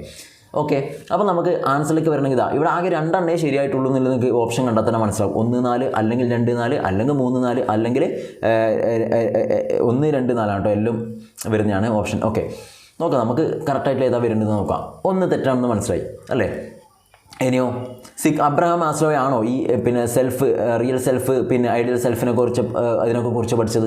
അല്ലല്ലോ. അബ്രഹാം മാസ്ലോയോട് നിങ്ങൾ പഠിച്ചിട്ടുണ്ട് സെൽഫ് ആക്ച്വലൈസേഷൻ തിയറിയൊക്കെ ബന്ധപ്പെട്ട കാര്യങ്ങൾ നിങ്ങൾ പഠിച്ചവരാണ് അല്ലേ. അപ്പോൾ ഇതും എന്തല്ല ശരിയല്ല, തെറ്റാണ്. അപ്പോൾ എന്താണ് 2 എണ്ണം എന്തായാലും തെറ്റായിട്ട് പോയി. ഇനിയിപ്പോൾ അവിടെ ബാക്കിയുള്ളത് 2, 4 ഉള്ളൂ. 4 ശരിയാണ്. അതുപോലെ പക്വ വ്യക്തിത്വത്തെ വിശദീകരിക്കാൻ ഈ പറഞ്ഞ കാര്യങ്ങളൊക്കെ പറഞ്ഞത് ആര് തന്നെയാണ്? ഈ പറഞ്ഞ വില്യർഡ് ആൽപോർട്ട് തന്നെയാണ്. സോ 2ഉം 4ഉം ആണ് ഇവിടെ ശരിയായിട്ട് വരിക. 2ഉം വരും 4ഉം ശരിയായിട്ട് വരും. ആൻസർ ഓപ്ഷൻ ബി ആണ് 2ഉം 4ഉം. ഓക്കെ, എന്താണ് ആൻസർ ഓപ്ഷൻ ബി ആണ് 2ഉം 4ഉം എന്നുള്ളതാണ് കറക്റ്റായിട്ട് ഇവിടെ വരിക. ഓക്കെ, അടുത്ത ഒരു ക്വസ്റ്റിലേക്ക് വരാം. 56th question. ജീവിതത്തിൽ സന്ദർഭോചിതമായ തീരുമാനമെടുക്കാൻ മറ്റെന്തിനേക്കാളും പ്രധാനപ്പെട്ടതാണ് വ്യക്തിപര ബുദ്ധി അഥവാ പേഴ്സണൽ ഇൻ്റലിജൻസ് എന്ന് ഗാർഡനർ സൂചിപ്പിക്കുന്നുണ്ട്. താഴെ പറഞ്ഞവയിൽ വ്യക്തിപര ബുദ്ധിയായി കണക്കാക്കാവുന്നവ ഏതാണ്? ഭാഷാപരമായ ബുദ്ധി, വ്യക്തിയാന്തര ബുദ്ധി, ആന്തരിക വൈയക്തിക ബുദ്ധി, പ്രകൃതിപരമായിട്ടുള്ള ബുദ്ധി. ഈ പറഞ്ഞ 4 വ്യക്തി ബുദ്ധിയായിട്ട് അല്ലെ വ്യക്തിപര ബുദ്ധിയായിട്ട് നമുക്ക് ഏതൊക്കെ പറയാൻ പറ്റുമോ? 2 കാര്യങ്ങളിലുള്ളൂ. 1 വ്യക്തിയാന്തര ബുദ്ധി, 2ാമത് ആന്തരിക വൈയക്തിക ബുദ്ധി. 2ഉം വ്യക്തി ബുദ്ധികളാണ് അല്ലെ, പേഴ്സണൽ ഇൻ്റലിജൻസുമായി ബന്ധപ്പെട്ട മേഖലകളാണ്. അപ്പോൾ 2ഉം 3ഉമാണ് ശരിയായിട്ടുള്ള ഉത്തരം. ആൻസർ ഓപ്ഷൻ സി ആണ്. അടുത്തത് 57th ക്വസ്റ്റ്യൻ അല്ലേ, 57ാമത്തെ ചോദ്യം. താഴെ പറഞ്ഞതിൽ പര്യാവരണത്തിൻ്റെ സ്വാധീനം നിർണായകമല്ലാത്ത ഘടകം ഏത്? പര്യാവരണം ഓർമ്മയുണ്ടല്ലോ, എൻവയോൺമെൻറ്റ്. ഓക്കെ, പര്യാവരണത്തിൻ്റെ സ്വാധീനം നിർണായകമല്ലാത്ത ഘടകം ബുദ്ധി, അഭിക്ഷമത, മനോഭാവങ്ങൾ, ശരീരത്തിൻ്റെ ഉയരം അല്ലേ. ഏതാണ് എൻവയോൺമെൻറ്റുമായി ബന്ധമില്ലാത്തത് അല്ലെങ്കിൽ സ്വാധീനം നിർണായകമല്ലാത്ത ഒരു ഘടകം എന്ന് വെച്ചാൽ ഏതാണ് വരാൻ പറ്റുക? ശരീരത്തിൻ്റെ ഉയരം എന്നുള്ളതാണ് ഇവിടെ ശരിയായിട്ടുള്ള ഉത്തരം കേട്ടോ. ബാക്കിയൊക്കെ വരും, ബുദ്ധി, അഭിക്ഷമത, മനോഭാവമൊക്കെ വരും, പക്ഷേ ശരീരത്തിൻ്റെ ഉയരം എന്നുള്ളത് നമുക്കവിടെ പറയാൻ പറ്റില്ല. അടുത്തത് 58th ക്വസ്റ്റ്യൻ. പ്രശ്നങ്ങളെ നിലവിലുള്ള സ്കീമുകൾ ഉപയോഗിച്ച് സ്കീമകളല്ല ഒക്കെ ടൈപ്പിംഗ് എറർ എന്നാണ്. പ്രശ്നങ്ങളെ നിലവിലുള്ള സ്കീമുകൾ ഉപയോഗിച്ച് പരിഹരിക്കുന്നത് ഡാഷ് എന്ന് അറിയപ്പെടുന്നു. ഓക്കെ, ഡാഷ് എന്ന് അറിയപ്പെടുന്നു. ഏതാ വരുക? പ്രശ്നങ്ങളെ നിലവിലുള്ള സ്കീമുകൾ ഉപയോഗിച്ച് പരിഹരിക്കുന്നത് അറിയപ്പെടുന്നത് ഏത് പേരിൽ അറിയപ്പെടുക? സ്വാംശീകരണം, സംസ്ഥാപനം, അനുരൂപവൽക്കരണം. ഇതൊന്നുമല്ല. സ്വാംശീകരണം, സംസ്ഥാപനം, അനുരൂപവൽക്കരണം അല്ലേ. ആൻസറായിട്ട് പറയുന്നത് ആൻസർ ഓപ്ഷൻ എ ആണ്, സ്വാംശീകരണമാണ്. സ്വാംശീകരണം എന്നുള്ളതാണ് ആൻസറായിട്ട് വരിക. Second last question. സമീപസ്ഥമായവയെ ഒരു കൂട്ടമായി കാണാനുള്ള പ്രവണത പഠനത്തിലെ സമഗ്രതാ നിയമങ്ങളിൽ ഏതിൽ പെടുന്നു? സമഗ്രതാ നിയമം നിങ്ങൾ ഗസ്റ്റാൾട്ട് തിയറിയൊക്കെ പഠിക്കുമ്പോൾ അവിടെ പഠിച്ചിട്ടുണ്ട് അല്ലേ. ഏതാണ്? സമീപസ്ഥമായവയെ ഒരു കൂട്ടമായി കാണപ്പെടാനുള്ള ആ ഒരു ടെൻഡൻസി, ആ ഒരു പ്രവണത, അതാണ് ഉദ്ദേശിക്കുന്നത്. സാമ്യത നിയമം, ലോ ഓഫ് സിമിലാരിറ്റി. സാമീപ്യ നിയമം, ലോ ഓഫ് പ്രോക്സിമിറ്റി. സമ്പൂർണ്ണ നിയമം, ലോ ഓഫ് ക്ലോഷർ. തുടർച്ചാ നിയമം, ലോ ഓഫ് കണ്ടിന്യൂറ്റി. ഇതിൽ സമീപസ്ഥമായവയെ ഒരു കൂട്ടമായിട്ട് കാണാനുള്ള പ്രവണതയാണ് കേട്ടോ. അപ്പോൾ നമുക്ക് ഏതാണ് പറയാൻ പറ്റുക? സാമീപ്യ നിയമമാണോ സാമ്യത നിയമമാണോ?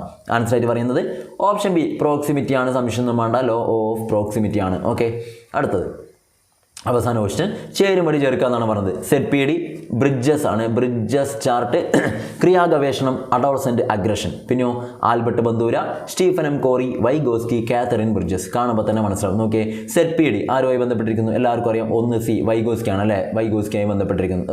ഇതാ 1 C ആണ്. അത് നിങ്ങൾക്ക് പെട്ടെന്ന് നോക്കാൻ പറ്റും. 2 ക്രിയാഗവേഷണം, സ്റ്റീഫൻ എം കോറി. ഇതൊക്കെ പഠിച്ച ബേസിക് ആണ്, അതുകൊണ്ട് പെട്ടെന്ന് പറയുന്നത് അല്ലേ. സ്റ്റീഫൻ എം കോറിയാണ് അല്ലേ. ക്രിയാഗവേഷണം 3 ആണല്ലേ, 3ാമത്തെയാണ്. 3B ആണ്, സ്റ്റീഫൻ എം കോറിയാണ്. അടുത്ത ബ്രിഡ്ജസ് ചാർട്ട് കാണുമ്പോൾ തന്നെ മനസ്സിലാവും, കാതറിൻ ബ്രിഡ്ജസ് ആണ് അല്ലേ. ബ്രിഡ്ജസ് ചാർട്ട് കാതറിൻ ബ്രിഡ്ജസ് ആണ്. അപ്പോൾ 2D ആണ്. ഇനിയിപ്പോൾ അവിടെ ഒന്നേ ഉള്ളൂ. ഏതാണ് 4 അഡോളസെൻ്റ് അഗ്രഷനാണ്. അതിനിപ്പോൾ അവിടെ ബാക്കിയുള്ളതാണ് A മാത്രമേ ബാക്കിയുള്ളൂ. ആൽബർട്ട് ബന്ദൂരയാണ്. 4A. ഓക്കെ, 1 C വരുന്നതാ. 3 എണ്ണത്തിൽ 1 C ആണ്. അപ്പോൾ പിന്നെ 4ാമത് നമ്മൾ നോക്കിയേ വേണ്ട. ഇതൊന്നും അറിയില്ലെങ്കിൽ നിങ്ങൾക്ക് എന്ത് ചെയ്യാം? ഇതുപോലെ ചേരുംപടി ചേർക്കാൻ വരുമ്പോൾ നിങ്ങൾക്ക് എല്ലാം കിട്ടുന്നില്ലെങ്കിൽ എന്ത് ചെയ്യും? ഏതെങ്കിലും 1 or 2 കിട്ടിയിട്ടുണ്ടെങ്കിൽ അതുമായി ബന്ധപ്പെട്ട ഓപ്ഷനിലേക്ക് വന്ന് നോക്കുക. ഉറപ്പായിട്ട് നിങ്ങൾക്ക് അവിടെ തന്നെ ആൻസറിലേക്ക് എത്താൻ പറ്റും. ഓക്കെ, ഇനി പറഞ്ഞതാണ് 2D ആണ് വേണ്ടത്. 2D ഇതാ ഇതിലും ഉണ്ട്. അപ്പോൾ പിന്നെ ഇത് നമ്മൾ നോക്കണ്ട അല്ലേ, അത് നമ്മൾ നോക്കേണ്ട കാര്യമില്ല.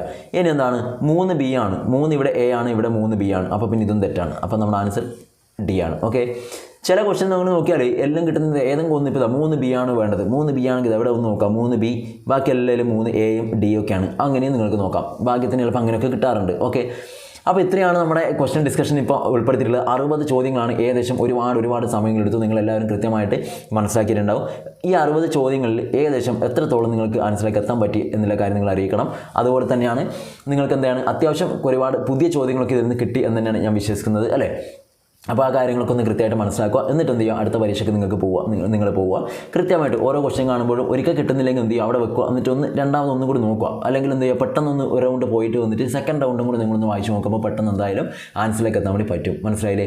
ഇത്രയാണ് വളരെ എളുപ്പം നിങ്ങൾക്ക് 20 ചോദ്യങ്ങൾ സ്കോർ ചെയ്യാൻ വേണ്ടി പറ്റുന്ന രീതിയിലേ സിമ്പിളായിട്ട് ക്വസ്റ്റ്യൻസ് ഒക്കെ വരും. ക്ലിയർ? അപ്പോൾ ഇത്രയും കാര്യങ്ങൾ കൃത്യമായിട്ട് മനസ്സിലാക്കുക. നിങ്ങൾ അഭിപ്രായങ്ങൾ നിർദ്ദേശങ്ങളൊക്കെ കമൻറ്റ് ചെയ്യാം. ഇനി മറ്റെന്തെങ്കിലും സബ്ജക്റ്റുമായി ബന്ധപ്പെട്ട ക്വസ്റ്റ്യൻസ് ഒക്കെ ഉണ്ട്, നമുക്ക് എന്ത് ചെയ്യാം, വളരെ പെട്ടെന്ന് ചെയ്യാൻ ശ്രമിക്കാം. ഈ കാര്യങ്ങളൊക്കെ മനസ്സിലാക്കുക. ഓക്കെ, അപ്പോൾ ഇഷ്ടപ്പെട്ട ലൈക്ക് ചെയ്യാം, ഫ്രണ്ട്സിൻ്റെ ഷെയർ ചെയ്ത് കൊടുക്കാനും കൂടി ശ്രദ്ധിക്കുക. അവസാന റിവിഷൻ എന്നുള്ള രീതിയിൽ നിങ്ങൾക്ക് ഷെയർ ചെയ്ത് കൊടുക്കാനും കൂടി ശ്രദ്ധിക്കുക. ക്ലിയർ? അപ്പോൾ കമൻറ്റൊക്കെ ചെയ്യാം. നിങ്ങൾ അഭിപ്രായങ്ങൾ മറ്റൊന്നും കാര്യങ്ങളിൽ നിങ്ങൾക്ക് എന്ത് ചെയ്യുക, കമൻറ്റായിട്ട് ചോദിക്കാം. അല്ലെങ്കിൽ നിങ്ങൾക്ക് മെസ്സേജൊക്കെ ആയിട്ട് അയക്കാം. അതിന് ഇൻസ്റ്റ ഐഡിയും കാര്യങ്ങളൊക്കെ ഇവിടെ കൊടുത്തിട്ടുണ്ട്. താല്പര്യമുള്ളവർക്ക് വേണമെങ്കിൽ ഇൻസ്റ്റ ഐഡിയിൽ പോയിട്ട് അവിടെ നമ്മളൊന്ന് ഫോളോ ചെയ്ത് വെക്കാനും കൂടെ ശ്രദ്ധിക്കുക. Okay, thank you. അടുത്ത സെഷനിൽ കാണാം.